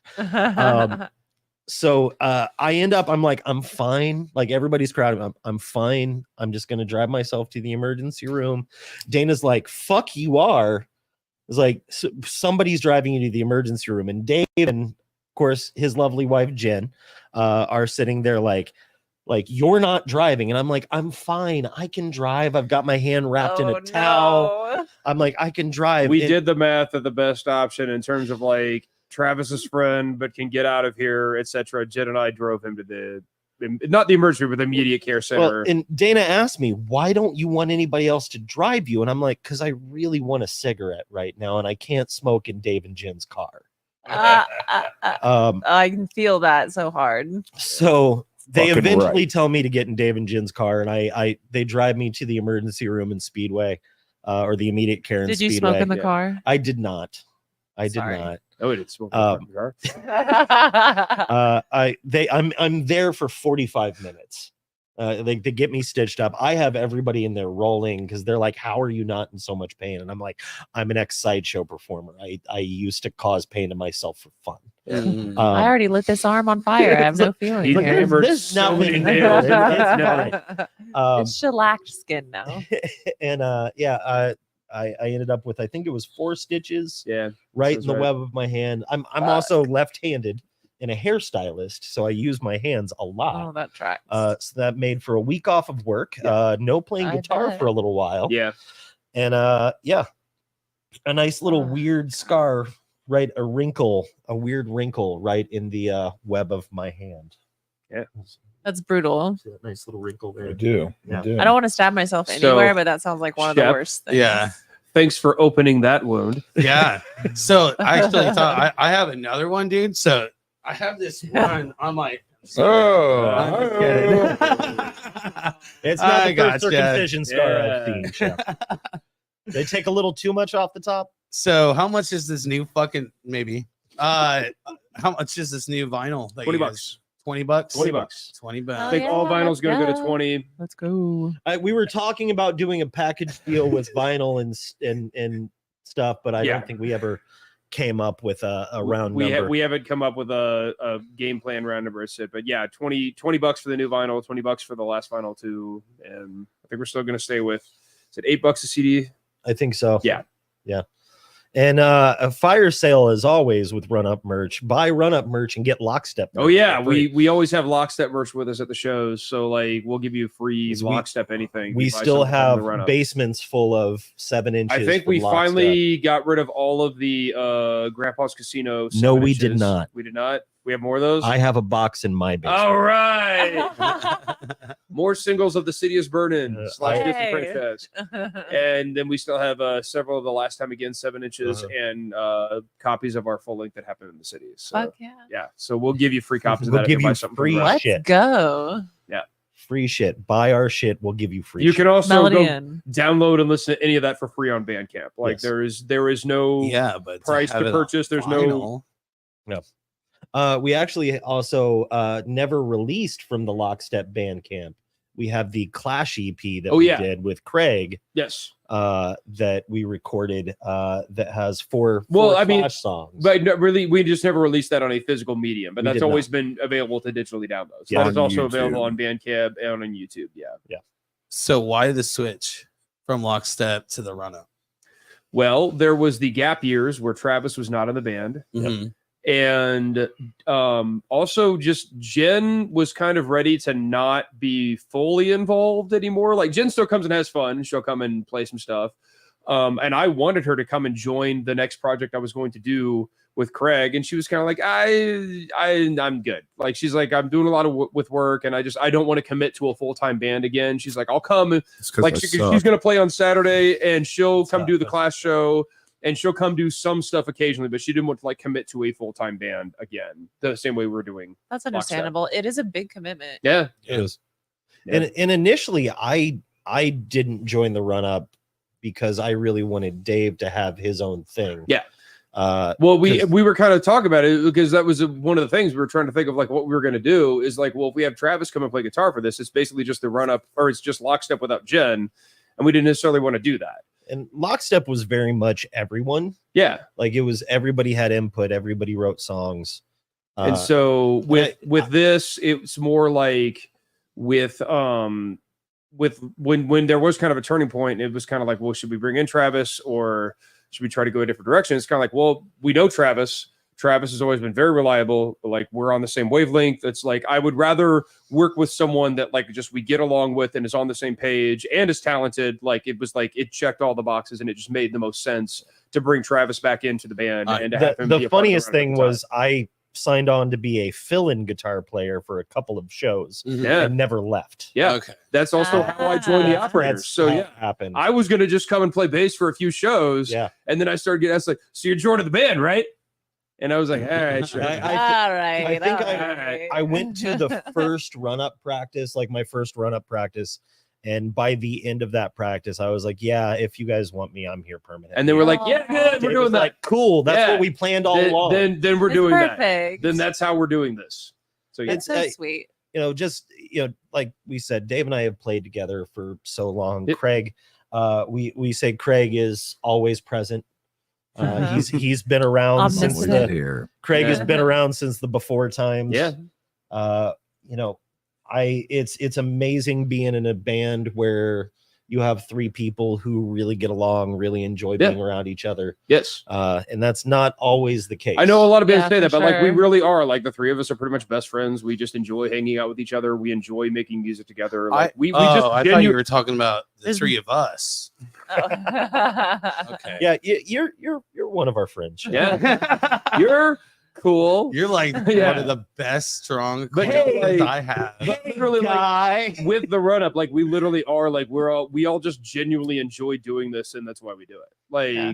like I mean, even if we weren't gonna do a lot of shows, or we're never gonna get famous, like we know we're never gonna get famous. We're not gonna go quit our jobs or get signed to anything. We want to practice on a regular basis, play a few shows in the middle of the year, maybe play some other shows. I Like we bet- just want to Fucking like do right. this. I bet that's the first time you even thought about that in years, I would assume. about what. Like thinking about like getting famous or blah blah blah. Like well, that whole realm. well, I mean, because I mean, with If I other could play at the circumstances Vogue and shit, again, like that would be yeah. cool.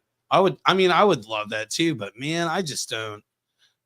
I always think of like about it this way: the more you think about that, the less you're gonna be up. Like, Yeah. If you're not doing it because you enjoy it and because you're making music that you want to make, then there's no reason. And you're not going to, it's going to be torture and hurtful, and you shouldn't do that. Like I've been in bands that I was like, I should have quit this like 6 months ago. Like that's been a thing. Yeah. And for like sure. I would never do that again. Like I would never be in a project that I didn't want to do and didn't enjoy doing.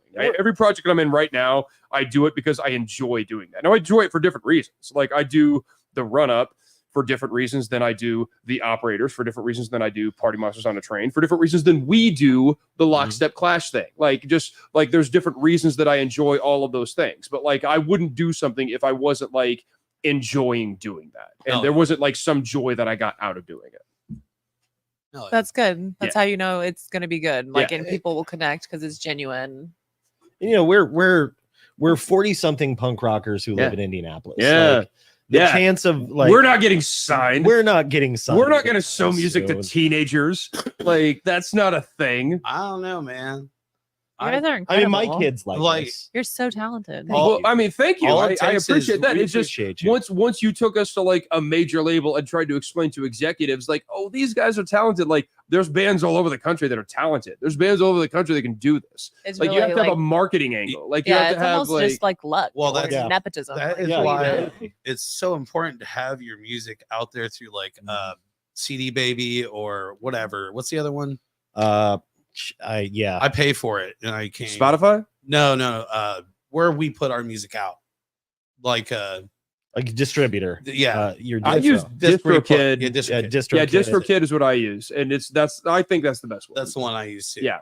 But it's so important because there are actual incidents, but I Instances. cannot speak today.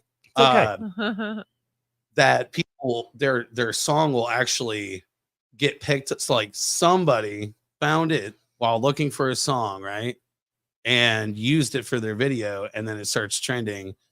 Like Benny Yeah. No Good. Yeah. He had that happen to one of his songs, and it got Yeah. just kind of like Yes. took off, Yeah. you know. If you can monetize it, great. It's I guarantee you we'll never be able to monetize it. Oh, here real quick. Jen so Craig, Jen commented, Dave and I knew you back in the Naptones days, but you were just known as Green Mohawk Guy. Yes, I was. Yeah. That was at the Rock Lobster. Yeah. Back Craig when, has always existed. when Jen and That I is an okay, ageless wonder. so back around like circa like 2004 or so, Jen and I were both in a reggae ska band called the Naptones. And yeah, we had like a regular gig at like the Rock Lobster.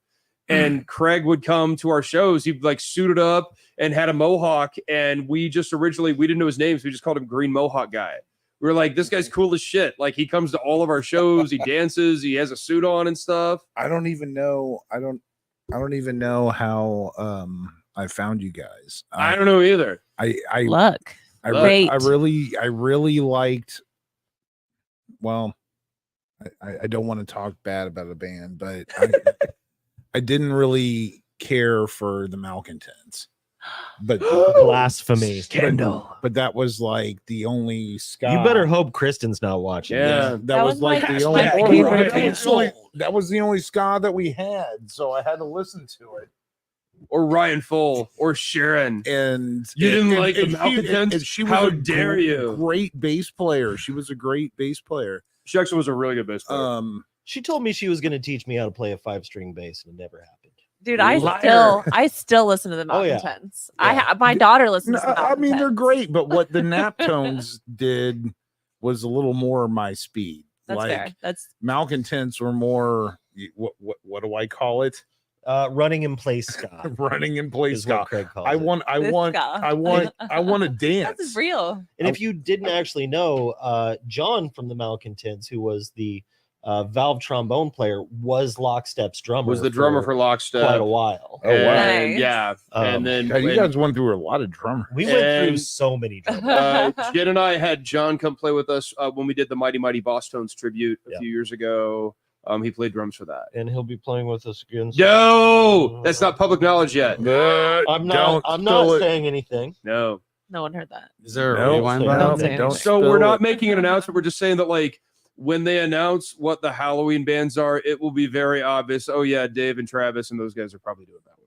So yeah, That's as far as that's as they far will as we go. will say on that. Very ominous. Yeah. And I'm not a Yeah. part of Very it. ominous. Guys, Craig is not a part of I'm it Craig is not a part of it because he Craig doesn't wouldn't like be in for running that. in place. Okay, so like, and Hey, on that hey, note of shut what up. Travis was, what Craig was talking about, like I will admit that I spent most of my 20s and 30s kind of mostly liking like reggae and traditional ska, and kind of looking down my nose at kind of more like punk ska and like kind of more third wavy like like some of like the like more punk infused, like not just like traditional ska. And then I think I reached like age 40 and I was like, no, fuck all that. Like and I'm not saying that I don't still listen to that, but I'm saying like I will definitely still give credence now to like that is a thing. And I feel like there's growth and it's like incorporation of like different styles together. And like not just saying that like that it doesn't have merit on its own because of what it is, the way I used to feel about that. And like the way I've come around on bands like the Suicide Machines and Less Than Jake. And well, I mean, I've always really liked the Mighty Mighty Boss Tones, but like bands like that I've started like listening to like with like almost like a new lens of like an older age and like rediscovering and liking that again. It's been like a lot of fun. I'm curious. I bet I know you do. I'm pretty sure. So my introduction to ska is particularly different. 5 Iron Frenzy, Mm-hmm. the OC Super. Yeah. Yep. I've never heard of either. of those. Christian. They were- Yeah, they're both Christian ska bands. That's, Basically, the super, And the Five the Iron super- Frenzy is actually very good. Yes. 5 Iron Frenzy is I great. still I will like- die on that hill. Yes, This- And I like the Supertones, but like I've heard that like live they kind of get a little preachier and it's more of a like That's why. it's that's more of a why. religious thing. I always thought the supertones were like the Christian boss. Yeah. Oh, All right, Christian. But- Supertones, let's rock. But Yeah. but like 5 Iron Frenzy would like survive on their as their own Fuck thing. yeah, man. They are good. 5 Iron Frenzy. If Yes. you like third wave ska, like regardless of the subject matter, you will like 5 Iron Frenzy. That was it. They Like, were very Isn't good. Flatfoot 56? Yeah. Aren't they Christian? Yeah, they were. They Somewhat. were our Christian Oi band. Yeah. Yeah. Man, when you believe that the Lord is guiding your movements, you are producing some talented ass shit. I- That's all I By the have to way, say. the run up is not a Christian band. No. At all. I If Nor you're am watching I this a and be like, Christian. wait, so does that mean no? We are No. not. I don't curse in any of our songs, but we're also very much. Oh, not. do you I not? curse- I I never never noticed noticed that. Listen to every lyric of the run up again. every It's that- run up lyric, every lockstep lyric, Dave never cursed. I don't ever. trust You know, your and band. that- Now, I'm if just you kidding. if you see us live, I curse I- a lot. Oh, I curse during stage. On man. You guys are- Like, By the way, yeah. If you haven't seen the run up, they are fucking. You guys are really fucking tight. thank you. Hell Well, yeah. Dave is a slave This driver. Saturday, Yes. punk rock night. That is buddy. from effort in practice and everything. Oh yeah. So- fuck yeah. So, I Slave even driver, y'all. ordered new so sticks. our practice schedule is, from what I can tell, the most consistent practice schedule of any band in Indianapolis. Huh. We practice we practice with every single Monday. I mean, we do take the week off after shows. Yes. Some of the but, like, operators too. the operators, we try to practice once a week. So We the operators are not as consistent. Well, here's the thing. The operators the operators aren't as consistent weekly as the run up, but the operators are more likely to practice on the week after a show than the run up will always take the week off after a show. like Nice. we practice song transitions. Yeah. Like Hell we, yeah. Oh, like, Wow. like it's like, Yeah. okay, let's play the last chorus again going into the first verse of Yeah. the next song. so like we will hit it like 20 times when we do a just show, to make sure it's solid. we will only stop to talk heard that like about 2 you. or 3 times a show. Is it you that he does? So that? like we will practice that. Like we rehearse that. Like Hell yeah. like I said, we will run our set. Like for bands out there that like here's a tip for this. Like practice your set. Practice going song to Thank song you. to song. Like when you're playing of live course. hear like, this, Nick but- Jordan? between songs, you are losing people by not playing. well, Oh, people don't come to shows to see you talk. See on you talk. stage. No one Like, wants to hear that unless shit. you're no effects. Yeah. You're gonna lose Or, the Even like, no a effects. stand-up I comedian. criticize them doing that. And You don't approve of banter? what's that? I don't. It's not that I don't approve. Oh, we're banter. pro banter. Like. Okay. But only do it a few times a show. Like But you that's need to fair. have runs where you start a song, go right into the next song. Yeah, like yeah. the more you can do that, 4 and you songs break. and you build 4 momentum. songs Yeah, break. that's a Craig hates it. 3 threshold. songs break. Yeah. 2 Craig- songs break. So this is one of Craig's biggest complaints is he doesn't have time to drink a beer during our set because we don't stop. Hell not yeah. at Um, all. Not at all. I mean, then there's a threshold. Like there's a law of diminishing. You want, like I said, you want to do like 3 or 4 songs, then do take a break, have a I have to banter, tune. give your guitar player a chance to tune, give everybody a chance to catch a breath, and then start again. And then other rules within that: never Dave's rule number 1 on stage: never say this is a new song. No, that's your rule number 2, Dave. What's my rule? Oh, rule number one is no cargo shorts. Do not. This isn't a backyard barbecue. Which I hate. Write that down. Rule number Yes. 1. No You cargo look shorts. ridiculous in cargo shorts. about Don't wear jean cargo shorts on shorts? stage. Gene, No. as long as they don't have side pockets, Dave Yeah. is okay with that. I have ran wardrobe by No Dave before No the show. cargo shorts. But no, never say this is a new song, because basically the 2 things are happening right now.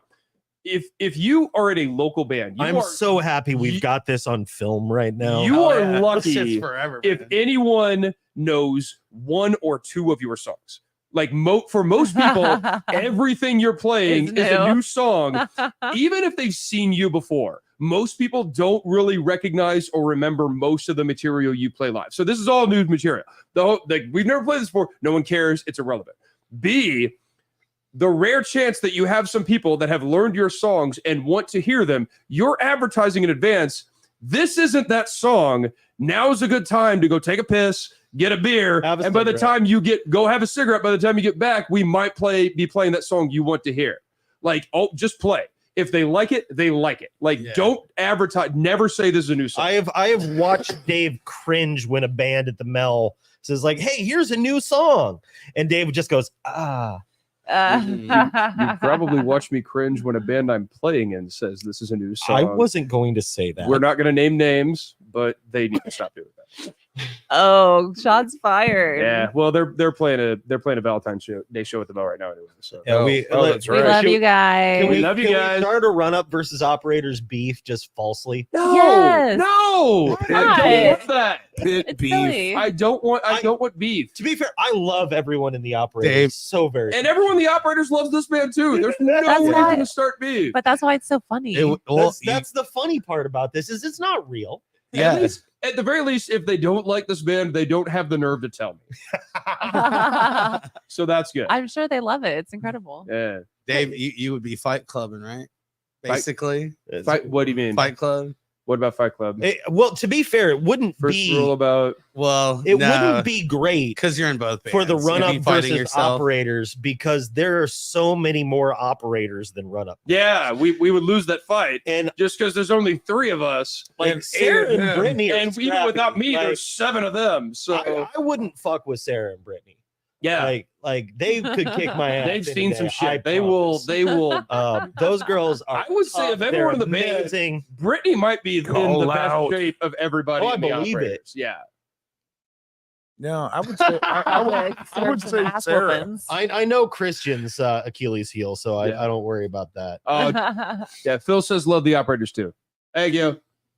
Yeah, everybody go see Brandon and friends Yeah. at the Melody tonight. If you have right time now. tonight, go Right to the now. Melody Yeah. and see Brandon Right Sanders now. and friends. Right now. It's pretty much everyone in the operators. Keep me this and Brittany playing. playing an acoustic. Keep thing. this playing on the Yeah. drive Play it there. at the Yeah. Mel. They start at 9 probably. Did they start at 9? No, Crap. I They got might be it. listening to Eight, some of this stuff. eight.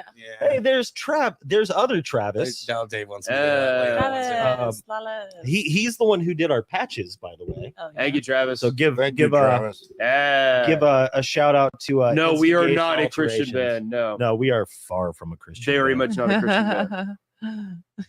We could be. No, I we mean- could. Craig, You're you have a family Danzig. friendly. You have a There's no Danzig curse words. tattoo on your What's that? arm. We You're could not. family friendly if there's no curse words. Oh yeah, I mean You've got- we technically are. Yeah. Like, you can bring PG, kids. Craig has PG. We can, Jesus you can on bring his kids shirt. to our shows. Danzig. I do have Jesus on we my we shirt, do have but some it's the songs that will beastie make you guy feel uncomfortable if you're, like going Jesus, sexist and or blood's if, like, coming out his Racist, eye. transphobic. if you're racist, if you're Fuck all that transphobic, shit. if you like secretly raped a girl in high school, you're probably Whoa. going to be really uncomfortable with some of our songs. Like we still go Damn. there, but like Dude, that's gnarly. I'm just saying, if it makes you feel You uncomfortable, know who you are. it should. Yes. Yeah, so I mean, this album is called The Call Out. Yeah. For that reason. Oh yeah. You know, fuck those people. Yeah. You know, I think that there has been a lot of drama in the scene around some of those things. And yeah, fuck all of that. And the people who do things should be called out. Amen. And Well, here's my thing. Like, I'm not like, I don't like the term cancel culture. I like to think of it as accountability culture. Yes. And like we have reached a point now where society is holding you accountable for the shit that you have done. And like if that makes you uncomfortable, people have always been upset with the shit that you've done. They're just being more upfront about it and holding you accountable to it now. Right. So yeah, there's our talking about the album for like 2 seconds this whole hour and a half. Yeah. Yeah. The call out. Now available on vinyl. Go buy it at the Bell This this week. Saturday, Available as Punk of Rock Saturday Night. on the vinyl. This Saturday at Punk Rock at Night. Punk Rock Yeah. Night. Yes. Do you guys have anything that you would like? Any advice you would give the audience? Any advice can we would give the audience? give Buy them- 2 albums. Yeah. Buy Buy our two record. albums. Don't drink and drive. I don't know. You know, one of my big ones, and I talk about this quietly oftentimes. One of my biggest pet peeves is when people ask, "What time are you guys going on?" Yeah. Show up for the first bit. Show up at 9 o'clock. Get there at 9. We'll play eventually. We will play at some point. Yeah, like I was even thinking about that this week. And I then was like, yeah, stay. get there at 9 and get there for the first band. You will have it. What else are you doing tonight? Like this is what else are you doing this at is 9 how you build to a scene, 10? right? You have things. Yeah. You have great shows like this that Yeah. help build a scene. You stay and you watch other bands. Yeah. Sometimes you get a little too drunk and spend way too much time in the smoker's garden. I am very much that is a problem of mine. But I still want to be there to support everybody. Get there for the beginning of Punk Rock Night. Stay there to the end if you can. If you can't, if you know you're getting a little drunk or if you got some stuff to do on a Sunday morning, fine. But like, yeah, like don't show up at like 11. Like don't like try to get there early enough and stay. And the thing is, like the shows have been running really well lately. Like I've been there for like the Punk Rock Nights where like you were last and you started at like 2. Yeah, how many shows have we played that we were the closer of the night? Oh my god! Like Back in the used to box be set like days. where you played up to like last call. on Saturday. Yeah, but like we're not gonna have to play up to like last call or anything. Like That's because they moved the time back. they moved the time back, and credit to Rich and the rest of the Punk Rock Night team. They run a really tight ship. They do a good job of keeping the show on schedule and Yeah, like they keeping do. things moving. Like credit to them, and especially because I've been to shows where like that was not a thing. They do a fantastic job at that. And as the band that does often have to go last, I like that they're keeping the show like entertaining and like keeping everybody engaged the entire time. Like you reach a threshold where you're like, God, I've been here for 6 hours. Like I can't do this anymore. Right. And right. like they do a good job of making sure shows don't reach that point. Uh-huh. Everybody's having a good time. And the thing is, with doing that, shows are stopping and people are still continuing to hang out till like 2-3 o'clock in the morning. Like it's Yeah. not like the bar is losing a lot of business because they're keeping the shows on schedule and keeping them running really tight. Yeah, And I not think at all. that does well for like long-term crowd retention. Like more people will come because they can come and see shows that are getting out by like, midnight, 1 o'clock or so. This actually brings me to Travis's rule number 1 of Mhm. playing shows Uh-huh. is do not sit up and tear down on stage. Ooh, that's a good one. Like That's a very good one. get your shit on Yeah. stage, get your shit Oh, off somebody, we stage. lost somebody. We're good. Don't like there is nothing there we go. worse than watching a drummer tear down his cymbals and put everything back into his case so neatly. Get your shit outside, tear everything down outside. I Yeah. have been doing this long enough that I judge bands on how quickly they set up and tear down. As you should. More than the quality of their music. I more so than how well you played, how good you sound. You got the fuck up on stage, great. If you sounded fantastic and then spend like 30 minutes getting your shit off, like you've lost I me. hate you. Mhm. I hate you. I hate your band. I don't want to play with you again. And there's No, well, because Disrespectful. again, you're killing that momentum for the night. And I'm Like, sure you've yeah. experienced this, Shep. There is nothing worse than being the band that has to go on next, Yeah. and you're sitting there with all your gear ready to get on stage, Just watching them Just slowly watching. disassemble their shit. and like you don't want to do the Yeah. passive aggressive, put your amp on stage, yeah. I will kill you. but I do. Like I want like there's definitely times where like the drummer is still tearing down and I just set my amp up there and I'm like, let's go. I'm gonna Yeah. need you to get the fuck off stage. It is so important. It's etiquette. Yeah. Etiquette. I It's agree. just- it's 100%. courtesy to the other bands. playing. Yes. Like And the it is audience. etiquette, and like that comes around. Like you give that, and you get that. Mhm. Punk rock etiquette. Hell yeah. So I kind of wanted to go back. Yeah, so please, Ty. we were talking. No. We were talking about the how Punk Rock Night is so tight now. Yeah. So the reason why it's running so much smoother now and quick, and it's not like you said, it's not just the hour. The thing is, imagine, all right, you're sitting at home and you're watching Punk Rock Night on your TV or your computer or whatever. Yeah. And the band comes off. What are you watching? The screen. The screen. So a lot of this tightness is because of the live stream. Knowing, yeah. So it's really advanced and pushed and made. So the live stream has helped make the live show better because they understand that between bands, like that is death. If you come onto the live stream and there's not a band going, like you're gonna scroll right past that. Yeah, So, true. keep on the amount of time. That's a good point. Yeah. I've never stopped to think about that. Oh, That's yeah. really good. Yeah, I see. it's a thing. No, Are it's- those recorded? The live streams? Absolutely. Yeah. Yeah, you They're can- available yeah. on the website punkrocknight.com Yep. or I think it's on the I think YouTube YouTube as well. archived Yeah, them yeah. The too. YouTubes. Yeah. I've Just been able like to go these. back and get old live streams because usually the next day I'll go find the live stream and watch back after we play the show. you gotta watch So this. you can see how much I make. I don't know if I'll watch mess this. up. Yeah, but, like, dude. because I don't know that I need to improve my like podcasting etiquette, but I always go back and watch like run up shows, and I usually Hell go yeah. back and watch the operator shows. Same. too. I every time I have a show before the show, I pull it up and I watch run up sets and operators. No, just kidding. I do the That's same thing weird. though for sure. Yeah, that's got to And be a sex. I'm a thing. stickler about what you were talking about earlier too, on transitioning songs Yeah. and stuff like that. Yeah. And It's huge. Like and that's how you sound like a professional band. yeah, like back in 2012, Fiber, we would Mhm. I was like, that's it. We're doing this thing. I kind of took that approach on it. I was like, Yeah. we're doing one fucking set. Yeah. And we're gonna do this fucking set for this long. And man, by the time we were like 3 months into playing this set over and over, this is all we play no matter where we go. Everything just fucking gelled and flowed, Yeah. and it's such a beautiful thing when you can really gel your set together. Craig's like, I fucking hate this shit. I want to drink my beer, man. The setlist creation is so fun. So when you're when the run up was first a band, we did the same set every time.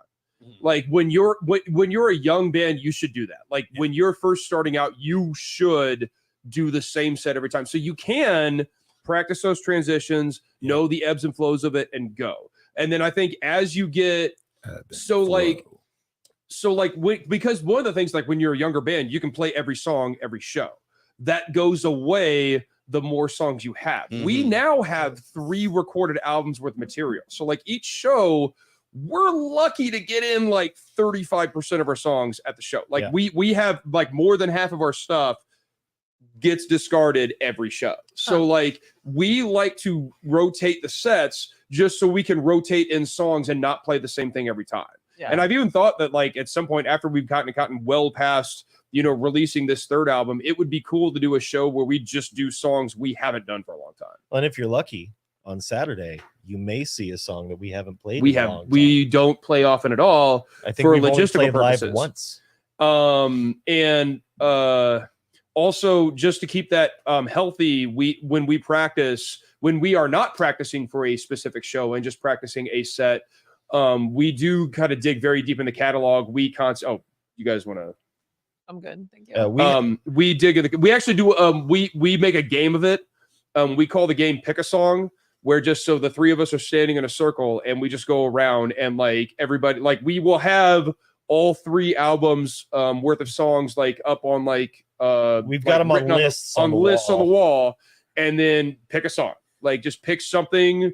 And we'll have fun doing like deep cuts or like whatever. Or if I know we need to work on something, I'll pick that. Every once in a while, we'll do like a round of covers. Yeah, like we'll do a round of covers, but like we'll go through and pick songs. And I'll actually like write set lists based on stuff that I notice Treg and Travis are like picking for pick a song. Like, Nice. they clearly want to do those songs. I'll try to work that back into the set list. That's So dope. yeah. Hell yeah. I really mean, like this system. for the set It coming works. up Saturday, we're doing everything off of the new album and like a couple of other songs. So like it won't work for that. But like then we go back to like yeah, doing there's some songs that you absolutely have to play. You know, Yeah. What songs are those, Shep? I don't know the names of them, but if you started singing them, I'd But- be like, "Yep, that's the one." No, I think every band There's like 3 of your songs that every time I hear them, I'm like, I get all excited. every band sure.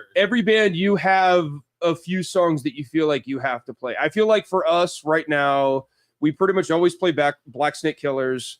I don't think we've ever missed a show playing Black. I Snake don't Killers. think we've ever not I played think- that one. Based on Jess really takes us over the coals and we don't play Tightrope. Just Riot. Yeah, Jess Riot. I definitely know Tightrope in the first one because Yeah. now that you say them, I'm like, yep. We used to close every show with 500 guns. We kind of stopped doing that one because we kind of realized Black Snake Killers was a little bit better of a closer just because it's a better song. Dave, It's Dave hyped. likes to jump. Dave loves to jump. That last album, dude, was a banger, man. Thank you. Thank you Yes. very much. I made it. Really didn't Thank take you. that long either. Fucking crap. We played "Going to War" by Morning a lot. That song idea was actually Jen's idea. She was like, when Trump was first president, she was like, you should do a song where like we go to sleep and then like by morning we're like going to war again. And I started thinking, and I kind of like, we're going to war by morning. And like the hook just kind of came in, and I was like, oh yeah, I should do that as a punk song. I didn't quite That's have it ready in amazing. time for our first album, but like I wrote it and then in time for our second. Dave, would you like to What comment is the on name any of that of one? that was Going to War? Going to Going to War by War. Morning. Okay. Yeah. Would you like So to good. talk about any of the songs on the new album? On the new album. Which songs would you like? I'm just On the saying new we album? haven't really talked about. We haven't the really new talked album. about anything on the new album. And that's- Again, that's what we're so the album is we're here called, promoting. okay. I guess the best one to talk about, the album is called The Call Out, and there is a song called The Call Out on the album. And that song is based on a couple of true stories of actual experiences of friends of mine that had at shows where they were sexually assaulted at shows. And I straight up, I told them, I was like, I'm not trying to make money off of this. I don't want to like feel like I'm profiting anyway or like taking advantage of your situation. I want people to understand that this happens. I think that if you asked a lot of people that went to punk rock night as a straw poll, they probably wouldn't really believe or think that that sort of thing happens at punk rock night. Every woman would. Yes. Most guys would not think that Yeah. happens. And I think that like educating that mass and like bringing them around and being like, no, it happens. It happens regularly. Like Absolutely. a good example that I like to write for or to give to people is if someone's like, as a guy, how many times have you been walking back to your car and been afraid that you were going to be raped, that you were going to be assaulted, that you were going to be robbed, that you were going to be attacked out of nowhere? And if the answer is no, that I don't really ever think about that, that's a guy thing. Mhm. How often do you think about that? Every time. Yeah. That's you at least once a week you are genuinely afraid. Yeah, like If not more often than that. even at the mill, I like Yeah. ask them to watch Yeah, me walk to my car. absolutely. Yeah. So this song was basically like, this happens. This specifically happened to two friends of mine. And like, I want this to be in the forefront of mind that like, this shouldn't be happening. Everyone should have the right to go to a show and to enjoy a show without having to worry about their own safety, without their own like sexual well-being, like should be able to go to a show without feeling violated in any way. Like that you should have that right. And like the fact that half of our populace that goes to those shows does not have that is not okay. Yeah. And we need to try to reach a point where that is a thing. Well, thanks guys for stepping up. Yeah. I I mean, appreciate it. You know, we don't want to virtue signal or anything like that, but No. it's one of those things like people need to think about these things. They really do. This album specifically, like we wanted to focus a lot on, you know, It's guys.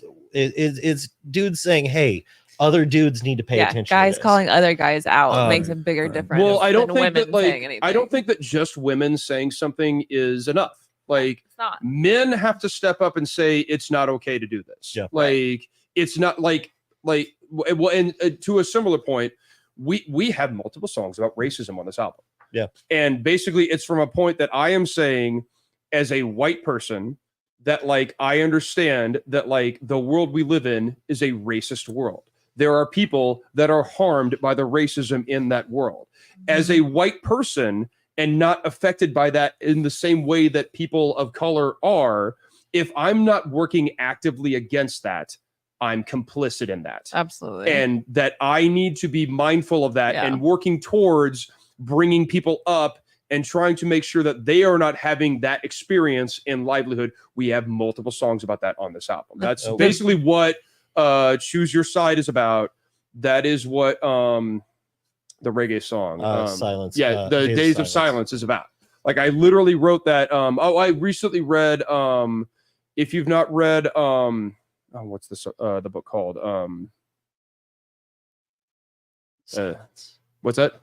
I'm just silence. But basically the note again, just the notion that like it's not enough just to say that, oh, I don't think I'm racist because I don't hate black people, or I'm not actively racist against black people. Like ask any black person how much that means to them. They're gonna say like absolutely fucking nothing. That does not make my life better. Right. Like as a white person, if you are not actively working against racism, then you are complicit in racism. Totally. And so like the idea of dismantling racism and trying to bring everybody up is actively dismantling.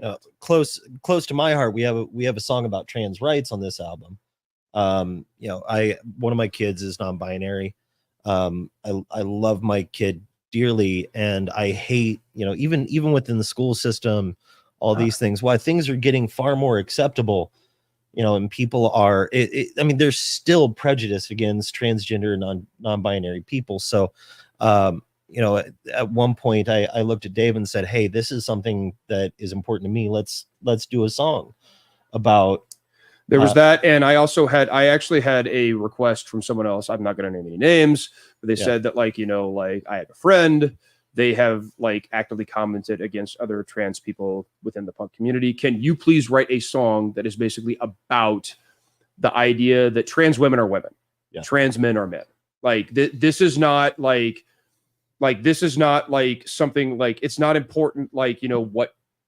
Like the idea of like gender construct, and I have a hard time with this because this is not something as much that I feel as close to. So like I have a hard time saying the correct things as much, but like the idea that like gender is a construct, gender is something that we have made as a people, and like look, who you are, it's who you are. Like it's like my wife has mentioned, you know, many times at work, you know, like someone that like, you know, identifies as a woman, like, and then someone else will say, yeah, but what did God, that doesn't matter. They identify as a woman. They are a woman. Like that is the idea of that. And like, and it's not even so much that like just wrapping your head around that, but like the resistance to that. Yeah. And like that's the scary part. The violence that has been perpetrated against violence. that. The government backed resistance to that is almost scary. And like the state sanctioned hatred that has been brought around anti-trans bills, the fight against trans rights is almost scary to think about, and scary to think about what future generations will think of us because of that. It's really escalated recently. And we have to be out in front of that. And I refer to it that we're at war. Yeah. We are. Like it is. Like, and look, people are people, and like accepting people for who they are has always been a fundamental thing. By the way, Jen did chime in. So like back a few minutes ago, for more reading on racism, the book is called White Fragility. Absolutely. If you've not read that book, absolutely read it. It's a very good, eye-opening experience. It's written by a white person about the experience of racism in America. Like the idea of like, this isn't something that just black people have to solve. Like we have to step in as white people. We have to understand our role in racism, and we have to correct that. It's something that everybody has to come together on to make a difference. Yes. Craig, you haven't talked in a while. What's your favorite song on the new album? The Call Out and Unmasked. Oh, thank you. What do you love about those songs? Your guitar playing. I wrote the Unmasked was actually not chronologically the first song I wrote, because some of the songs on this album date a bit back, but that was the first one I wrote for this album, and I wrote it during the lockdown. Like that is about COVID. When we did record, though, I think I said I wanted to start with 27 Fools. Yeah. Yeah. I wrote that one for the Innocent Boys. Yeah. That one I actually wrote years ago about when the migrant crisis was happening. The first migrant crisis was happening. Syrian refugees coming over to the United States, and 27 governors basically uniting together to say that we will not allow refugees into our state because of the supposed terrorist threat it posed. And I kind of went from there. Mm-hmm. That's a mouthful. Dave is a phenomenal lyricist. Of course, he won the lyricist award at Punk Rock Night last year. Thank you.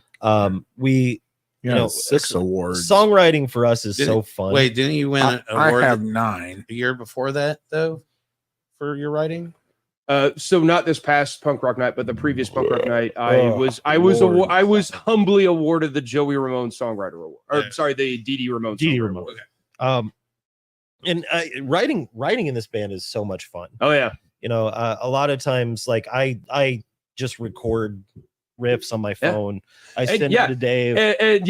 I don't write everything for this band. Like some of the songs on this album are literally like Travis gave me some riffs and I kind of went from there. Like I'm trying to get more to where we're doing collaborative writing for the band. Like I want them to be more involved. I want Travis to feel like he has ownership of the songs. Like I feel like just being like, here's a song, play it. Like I don't feel like that's a sustainable, like it's an easy model for me because I can write like that. Yeah. But I feel like in the long term, when you do that as a band, the other members can not necessarily feel as much ownership of the song. Like even if I'm doing something like that, I make it a point not to tell Travis what to play guitar wise, not to tell Craig what to play drum wise. I want them to feel like they are contributing. Like I want them to have ownership of this. And I feel like that's a big secret of songwriting. Like as a band, everyone needs to feel like they own part of this in order like for it to really work and really gel. Yeah. It's actually kind of funny because a lot of times like Dave will pay attention to how I'm fucking up the song. And he'll be like, okay, that's how we're actually going to play it because Travis is making the same mistakes over and over again. So that must That's feel more very natural. wise. So like younger me would have been like, no, that's supposed to be a G. And like now I'll listen to him play it and be like, wait, why is he going to that chord? And then I'll think about it and be like, maybe that's better. And like, and then I'll just start playing it with him. And then and I've actually like, we've let songs change like that because like, I'll just like kind of let it go. Well, That's And, the like, natural path. Yeah. Like let it kind of evolve naturally. Let it I feel There's like. Right. been songs that when they first came to practice were ska songs, reggae songs. And we, you know, Dave will just say, let's see what happens. And we'll just sit there and play them for 2 hours Mhm. and see how they evolve. And, you know, they become run-up songs, which is so much fun. Yeah. That's amazing. You know, Craig is a phenomenal timekeeper. Yeah. Great drummer. He Thank you. he jokes that he's not a professional drummer. I'm like, Craig, you get paid to do this. Yeah. Technically, He's you're like, a professional drummer. Craig, I'm not a real drummer. Yes, you are, Craig. Yeah, You you are. are. I You are a understand great drummer. that. Yep. Imposter I'm syndrome. very humble. Good. Good on you, man. Unlike the other two of them. Such Yes. a sweetie. Yes. You had to balance out the trio. He does. Craig Scarberry, I'm sorry. I mean, I'm glad you love the Innocent Boys. I'm sorry for all Innocent Boys stuff you had to sit through to like love the Innocent Boys. What are you talking? What? Oh, I mentioned 27 Fools is an Innocent Boys song. So Oh, and Which- someone chimed in, I love the Innocent Boys. And I'm like, Which I'm glad you did. if you were a fan of the Innocent Boys and you know that 27 Fools was an Innocent Boys song, it is so very different from what the Innocent Yeah, Boys it's very song different be. now with what we're doing with it because I wanted it to be different. Like I wanted to kind of reinvent the song for what we're doing. I mean, there are even songs that at one point were lockstep songs that we've brought back and, you know, changed to be run-up songs. And you know, those songs hold like a very special place in my heart. But I, you know, no offense to Jen or John or Matt or any of those guys that were in lockstep, we've made them better. Because we've been working on we've this. been Like, playing them continue for to 20 develop. years. Yeah, we've been playing it for 20 years. Like we're going to get better at this. Like that's just what happens. Ideally. That's what Ideally. happens. Yes. Ideally. Yeah.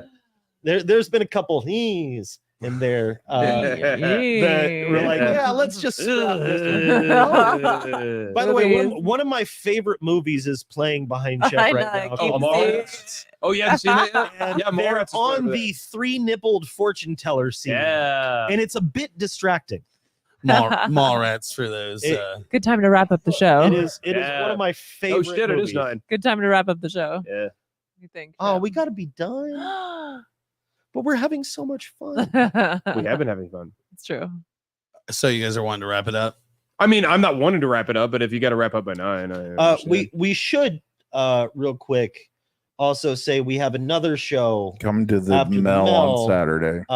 in the Newcastle show Oh yeah, with the remote with the controls. remote controls. Who Um, else is on that show? That's amazing. They're so fucking talented. They're my boys. Bombcats, I think. love the remote control. I've known the remote control. The remote boys controls are for- great. If you haven't seen the remote so long. controls, go see them. If you They're dope don't as know fuck. who the remote They controls were are, up Go scumbag. listen if right you now. remember Up Scumbag from back in the day, it's similar personnel and it's very similar band, and they're great. Like, go see the remote controls Phenomenal. as soon as you can. Another great album. that came And out. if you want to make a last road trip year. to Newcastle, I think it's the first Saturday in March. I've got it on the calendar. Yeah, I need to write we'll in that. share it out and go like the remote controls on Facebook and Instagram, and they will make sure you're aware of when that show is because they're much better so promotion than we good. are. Yeah. If you want to make the road trip to Newcastle, we'll be playing with the remote controls that at the that- right room. The Riot Room. That is I'll be there by the Hold way. on. Speaking of, Guys, if, hold on. if anyone needs help with their social media, I can help y'all, especially looking at you, the Melody, who keeps posting the same freaking link that we can't click on. That is March 9th is the, March 9th. the Riot Room show. Which should be a hell of a banger. I love the Riot Room too. So. Yeah, that's gonna be a lot of fun. It's going to be a fucking I sick show. mean, the last time we played Yeah. there, we played with you guys. Yeah, so, that's right. Yeah. Hell yeah. was that the Halloween show? Yeah, Yeah, that was fun. that was was that fire. was a hell of a show. That was a good one. Yeah, we'll have a lot of fun with that. Yeah, but I love those peeps. It's always a good time out there. Yeah, I plan on going to that one, so I'll be there. Cool. Hell yeah. Awesome. Steph and Excited. The Marlos. the Marlows. Steph and Happy Fred. anniversary. Real quick, Dave.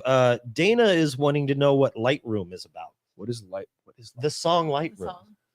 Now that That's was one of my photography. favorite that was a ones. lockstep song. I wrote that one a long That was fucking one of time the ago. first Oh my lockstep God. songs. Okay, so back that was kind of when I was writing a lot of anti-war songs because the Iraq War was still a thing.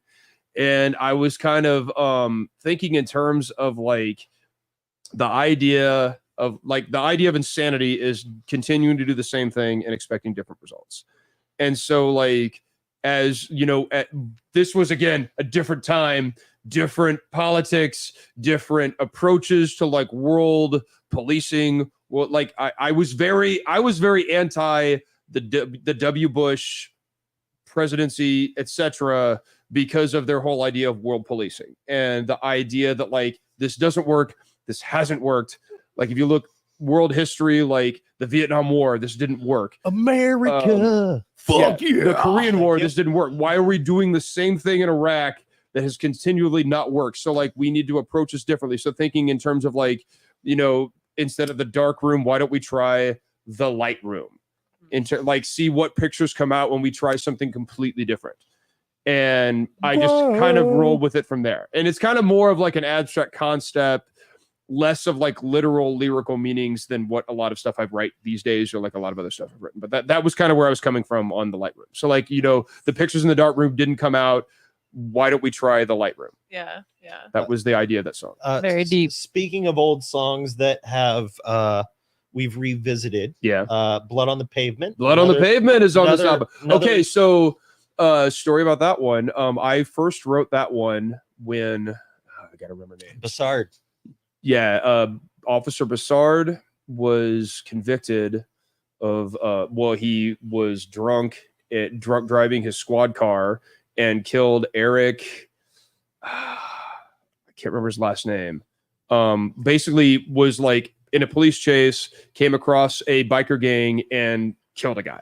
Like and Ran over one of the bikers, and he had drank a ton of vodka, had a very elevated blood alcohol level. I guess when it happened, the only thing that he really was able to say is like, why didn't he move when my siren came on? So like in lockstep, I wrote a song about that called Blood on the Pavement that was kind of about that happening. Years and years later, with, you know, the Black Lives Matter movement that started happening, basically what happened in in St. Louis, like I started looking at what was happening with literally a police officer, knee to the back of the throat, choking and killing a man. And Oh, like, God. and he did it while people were filming him. Like he knew that people were aware of what was happening, and he did it with impunity, and he did it anyway. That's horrific. And And- it's fucked up that we can have the same song about two different situations. So I basically rewrote this song about David million more. Broussard That's fucked. about the George Floyd case. Eric Wells. Yeah, it was Eric Wells was the original one. Yeah. So I rewrote this about George Floyd and rewrote Blood on the Pavement about him being murdered by a police officer while people stood by, watched, and filmed it. Oof. And basically saying that, like, you know, our distrust of the police, like, basically the idea of that song is that there are times where distrust of the police is founded. The Yeah. police are not infallible. They are capable, like they're human beings like any of the rest of us. Like anyone else, there are some that are great cops. There are some that are terrible cops. The difference being that, like, when you are a police officer, people's lives are literally in your hands. We cannot afford as a society to just let cops that do not respect and hold grave that concept. Like, we can't afford that. We need to have cops that are totally respectful and understanding of what the gravity of their presence within society. 100%. So, like, silence is murder. yes, and silence on that is murder. Like, not standing up and not saying something against the police force when it is acting in a violent and racist manner is murder. Yeah. So, like, that song is basically standing up and saying, we will not stand for violent racism within the police force. We were not served. We were not protected. We are not served. We are not protected. And again, I'm not saying that about all cops. I'm actually saying that, like, good cops should be stepping up and looking down and denouncing bad cops because they true. are making you look bad. Like, Mm-hmm. throwing that under the rug is not going to solve the problem. Making your job harder. Denying that problem is not going to solve the problem. You're going to solve that problem by pointing that out, by putting a light on it and getting it the hell out of there, Mm-hmm. in my opinion. Must. Man, I was should sitting there probably get off my thinking- soapbox at this point. I was so. I was sitting there thinking about the what you said at first about how people are taking video, Mhm. you know. Yeah. And I was like, you know, it seems like so many people would rather take video and then instead of try to like stop a situation and stuff like that. And then I thought about I was like, oh wait, yeah, it's a fucking cop. You can't do shit. But here's the thing is that, like, that video does more than anything you're going to do in the moment to try to stop that. Like, Mhm. documenting that oh yeah. and getting that on to as many eyes as possible is more damning to what that police officer has done or what anyone committing acts of violence has done. That is more damning than anything you're going to try and say or do in the moment. Like, the worst thing, like, You must record what is happening. light of if you see day is violence. the worst for something like that. Like, exposing that to the world is the best thing you can do to try to eradicate that. Mhm. And that's another form of accountability. Yeah. You know. So do we have any other points we want to make from the album per se? It Rings Hollows about the insurrection. Yeah. It's not really a very guised metaphor. Just, you know. We jokingly say the armistice is about my divorce. But, you know, Congratulations. thank you. No, Thank you. with that one, I kind of just the idea. It was it's one of the few songs that doesn't really have a political message. It was just the notion and the beauty of deciding that, like, It's just fast. two sides, two sides that are at war with each other, just agreeing to, like, lay down arms and just saying we don't have anything else either one of us can gain from this. For the betterment of society, we're going to cease fighting and go on with our lives. And it's really Oh, fast. here's one that's a bit of trivia knowledge. The song Hit Me So Hard is about Dave getting a punctured lung at a punk show. How the hell? So it was actually at an operator show watching Missing Fingers play. May that band rest in peace. R.I.P. Yeah, I love Missing Fingers. No, I'm not wearing. I was wearing a Missing Fingers shirt yesterday. No, I was watching them after the operators had played a set with them at the Cotier up in Kokomo, and a guy in the crowd, they started playing like an Agent Orange cover, and a guy in the crowd decided he wanted a mosh. there was like 12 people watching them. Like it was not a mosh crowd, but like he Oh, like no. throws into me, and my beer fucking throws up and like spills, and like I was mad, so like I went over and just shoved into him, and I could see that he was like yeah, and like gonna come in, and I tried to like lean in, and I guess I mistimed it or didn't lean correctly, and he hits me like right here, square on the rib. It hurt. After it happened, I was like, I need to get out of the situation right now, and like tried to like mellow out for the rest of the night. And then the next morning, I got up and told Jen, I was like, I just really don't feel good. I don't know if I should maybe go to the doctor. Jen's like, you need to go to the doctor right now. She's like, you never go to the doctor. If you're saying you need to go to the doctor, you absolutely need to go. So I go to the immediate care center, and they're like, oh yeah, well we'll take an X-ray. Like it's probably nothing. Like we just want to go ahead and precaution, what have you. And then when I get back from the X-ray, they're like, yeah, you like the nurse walks back in and she like looks pale, and I could tell like, oh man, it's not good. She's like, you have a punctured lung. You need to go to the emergency room right now. Oh my God. We'll let you go. We'll let you drive yourself, but you have to agree that you're going to go straight to the emergency room. Yeah. Like at the time, I was just going to go to the doctor real quick, and then Jen and I were going to go get brunch or something. Like I was like, text Jen, I was like, I'm sorry, I got to go to the hospital. I have a punctured lung, and I ended up there overnight for observation and stuff. So What happened? Did you have to have surgery? No. It just heals it itself? just heals itself. So like a punctured lung is actually not so bad. It's only bad if it collapses on itself, because then you have a collapsed lung, and then they have to go in and surgically like reinflate it. So like see. the puncture itself will actually like heal itself pretty quickly. That's so, like, amazing. yeah. So that wasn't so bad. The big thing was like usually like what you need like to heal, because like normally this happens because like you break or crack a rib or something. Uh-huh. Like I didn't break a rib. Like I had no broken ribs. The only thing that was wrong was that like I had punctured a lung. And I even tried to ask the doctors several times, like, how did this happen? They kept me like, well, that's not important. The important thing is it's healing really quickly. Like, no, but why did I puncture a lung? Like I would like answers for like how this happened, and they never wanted to explore that. So To be fair, that's the same thing Dana says when I'm like, how did we get together? And she's like, it doesn't matter. it doesn't matter. We just did. It's all that matters. Mhm. Yeah. If you've been paying attention, most of the run-up members have had very odd injuries over the years. Yeah. Some self-inflicted, some not. That's Yeah. good trivia. Okay. Something that happened at a Missing Fingers show. Yeah, I was watching the Missing Fingers. The Operators had just played a set earlier that night. Yeah, I was pointing out earlier the mannequin is still wearing a It is Missing Fingers Nice. shirt. Yeah. the good old Again, I love that band. I really like Missing Fingers a lot.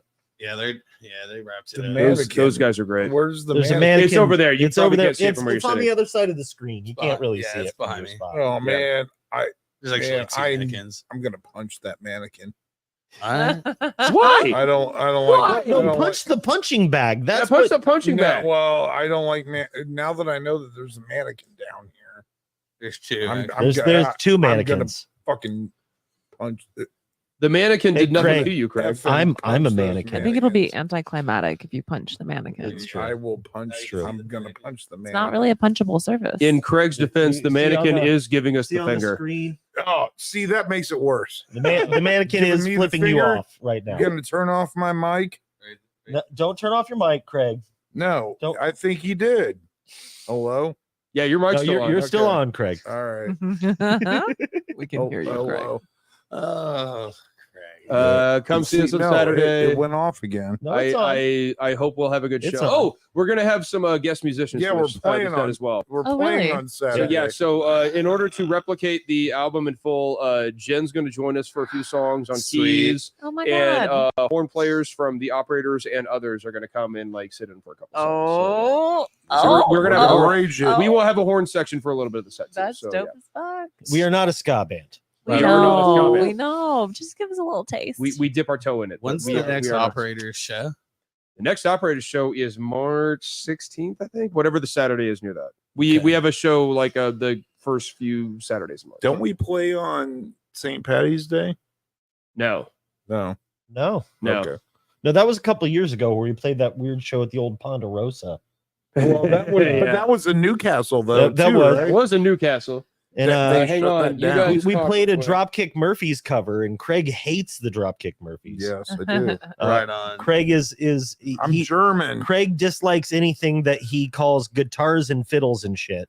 Well, Shep is the Punk one Rock that came Night, up with all Dropkick those Molly. memes. The Operators Dropkick Punk Rock Mollies. Night, March 16th. I know we're playing with the face-to-face cover set from Halloween and at least one other band. There are advanced tickets for sale on that. So, So Oh, yeah. Wednesday, you grab tickets for that. That one was sold. Wednesday, March 13th, I have the Operators listed as but All right. that's Heath. Yeah, I had no idea, so it's not me. I contacted Heath. I They said, didn't ask me. So. bring as many of them as you can. Ah, You probably just Hell, said- Heath, Do you because have I enough wasn't told to microphones? come. Well, so you heard it here I first. probably won't be here. Do you have enough? We're gonna Microphones need to another be here. boat. Dave Grove should Yeah. be here for that. Can you, add a you want me third to be here for couch? that? Yes. I'm not. I'm not Yes. as much like as actively involved as in the Operators as I am in this. Well, Like, you're still I mean, an I'm operator. in the It's Operators. because we Dave are is- your best I'm friend. like Dave is I'm the bass very player there to actively have involved fun in the for run-up. Dude, Operators. look, man. You're an operator, but you're of the operators, you're the smooth operator. I don't know. operator. There are smoother operators than me. Like Darby's in that band. Dave is not very Brittany smooth. is in that band. Like there's some pretty smooth OG operators. piano, babe. Yeah. Dave has Everyone. the smoothness of sandpaper. It's That got really awkward really fast. Dave, I love him. smoothness of sandpaper. Craig is definitely the smoothest one in Yeah. this band. I can do them shits. All right, let's so Saturday night punk rock Saturday night, night, punk rock night, Bombcats. Release. Bombcats, Cassette Stress, Village Yeah. Elder, The Run Up. We will be releasing our vinyl at that show. We will have guest musicians. We will have a horn section and keys for songs. Please come see us. We will play a really good set, I promise. Come hang. Buy Come our hang. album, new album. Buy our album, new album. We will also have our previous two albums for sale. Fear of a Plus Planet available on CD and cassette. Or I'm sorry, CD and vinyl. The Bring- other side available on CD. All Bring- three albums available on Spotify and all streaming channels. Bring enough money to support the touring bands as well. Bring money for as the buy touring our bands. album. Buy stuff for Village Elder and Cassette Stress as well. Buy stuff from the Bombcats because I'm pretty sure they're going to have stuff on sale. Yeah, the Bombcats are rule. Tip your Bombcats are bartenders. great. Tip your I love those guys. bartenders. Tip the lovely Lisa. Yeah, tip, The lovely tip everyone Lisa, working the there. amazing Rob, Lisa and Rob working their asses off. Hubert's They're also such doing good that. bartenders. Daryl hanging outside. Yeah. taking TikTok Lisa, videos of Lisa, everybody. The one I adore about a girl from the farm that comes to LA to make it as an actress. Yeah. Craig's one liner. Beautiful. Craig's Craig has the best just throw it in comments. And they're all movie quotes. Nailed Yeah. it. All movie quotes. All movie or Seinfeld quotes. Yeah. So that's Yeah. if you're starting a Seinfeld trivia team, get Craig. Yeah. If you're starting a Simpsons trivia team, get Dave. Rich. All right. Or Get Rich. Yeah, well, there's Rich that. and Tim, like when we did the Simpsons trivia team, Rich and Tim were like the backbone of that team. I showed up and answered like 2 or 3 questions a week. If you need Marvel Comics knowledge, I got your back. But Or yeah. D&D. Shep, thank you very much for D&D. having us Fuck on. yeah, we man. really appreciate it. We're really glad you're back. love We're really you glad you're so back at the much. Populous. We love Thanks you for so making- much. I'm We're really happy glad to see your pretty face. We are Oh, happy thank to see you podcasting again, and we hope for many more podcasts, and we hope to see you at Punk Rock Night again in the very near future. Yeah. Hell yeah. And Candace, thank you. as Thank you. well, Yes, thank you very course, yeah. much. Since We you were are happy, you are very part of nice to this meet you, as and- well. Yeah, very nice to Try- meet you. Thank you for having us in. Try and some cake before you thank leave. you for the lemon Oh, cake yeah, things. cake. I Those were can't- fantastic. I have to have cake. Oh, And I have to. while we have a second here, I do want to give a shout out to our sponsors, the Button Guy. The button guy. For The all Button of your Guy. button needs. Hit up William Boswell. Willie. Willie, We love you. go. All right, y'all. So thank you so much for making the drive. Yeah. Fuck yeah. Yeah. Thank you. This was a lot of fun. Thank you very much for having us. Absolutely. And everybody watching, make sure you head out to the Melody Inn for Punk Rock Night Saturday. on Saturday. Be there. Tune in this Sunday for the weekend wrap up. We got Jesse and Rob Riot in the Yes. house. Woo! That's on the Are west two of side. my favorite people ever. So for people that are like, I don't want to go out to Lapel, there better go. there is a spot. Jesse and Rob were early adopters on the run up. We played their wedding. I think Hell they yeah. were. I think we can all agree they were right. They were right. Mhm. And next week, right here on Wednesday night, we'll have free candy. There And you go. and maybe some other characters. So Wait, is there a ban free candy? Or are you? yeah, there giving is a people ban free free candy? candy. Oh, Do you have free candy? You gave us free candy that he I've did give us honestly free already candy. eaten, but I right forgot. there. We have gamble chocolates. I already ate mine. yeah, I ate mine. I can't gamble with Eat shit. them. They're right the fuck there. I can gamble Dude, beers with you. I have 6 boxes of Girl Scout cookies at home waiting on me. I Woo. can't raise my blood sugar this high right Oh, All right. oh Lord. Cool. All right. Got some peanuts. All right. Sky just showed up. Yep. Just walked in. We love you, Sky. Hello. Just All right. left. All right, we're good. Yeah. Thanks, Chet. All right, guys. now. Thank you. Saturday night. Go see the run up. See you Saturday. Thank you all for tuning in. And now Peace, is this motherfucker. where we hit the button? I'm I think so. right now. You think you're weird? I think you're dumb.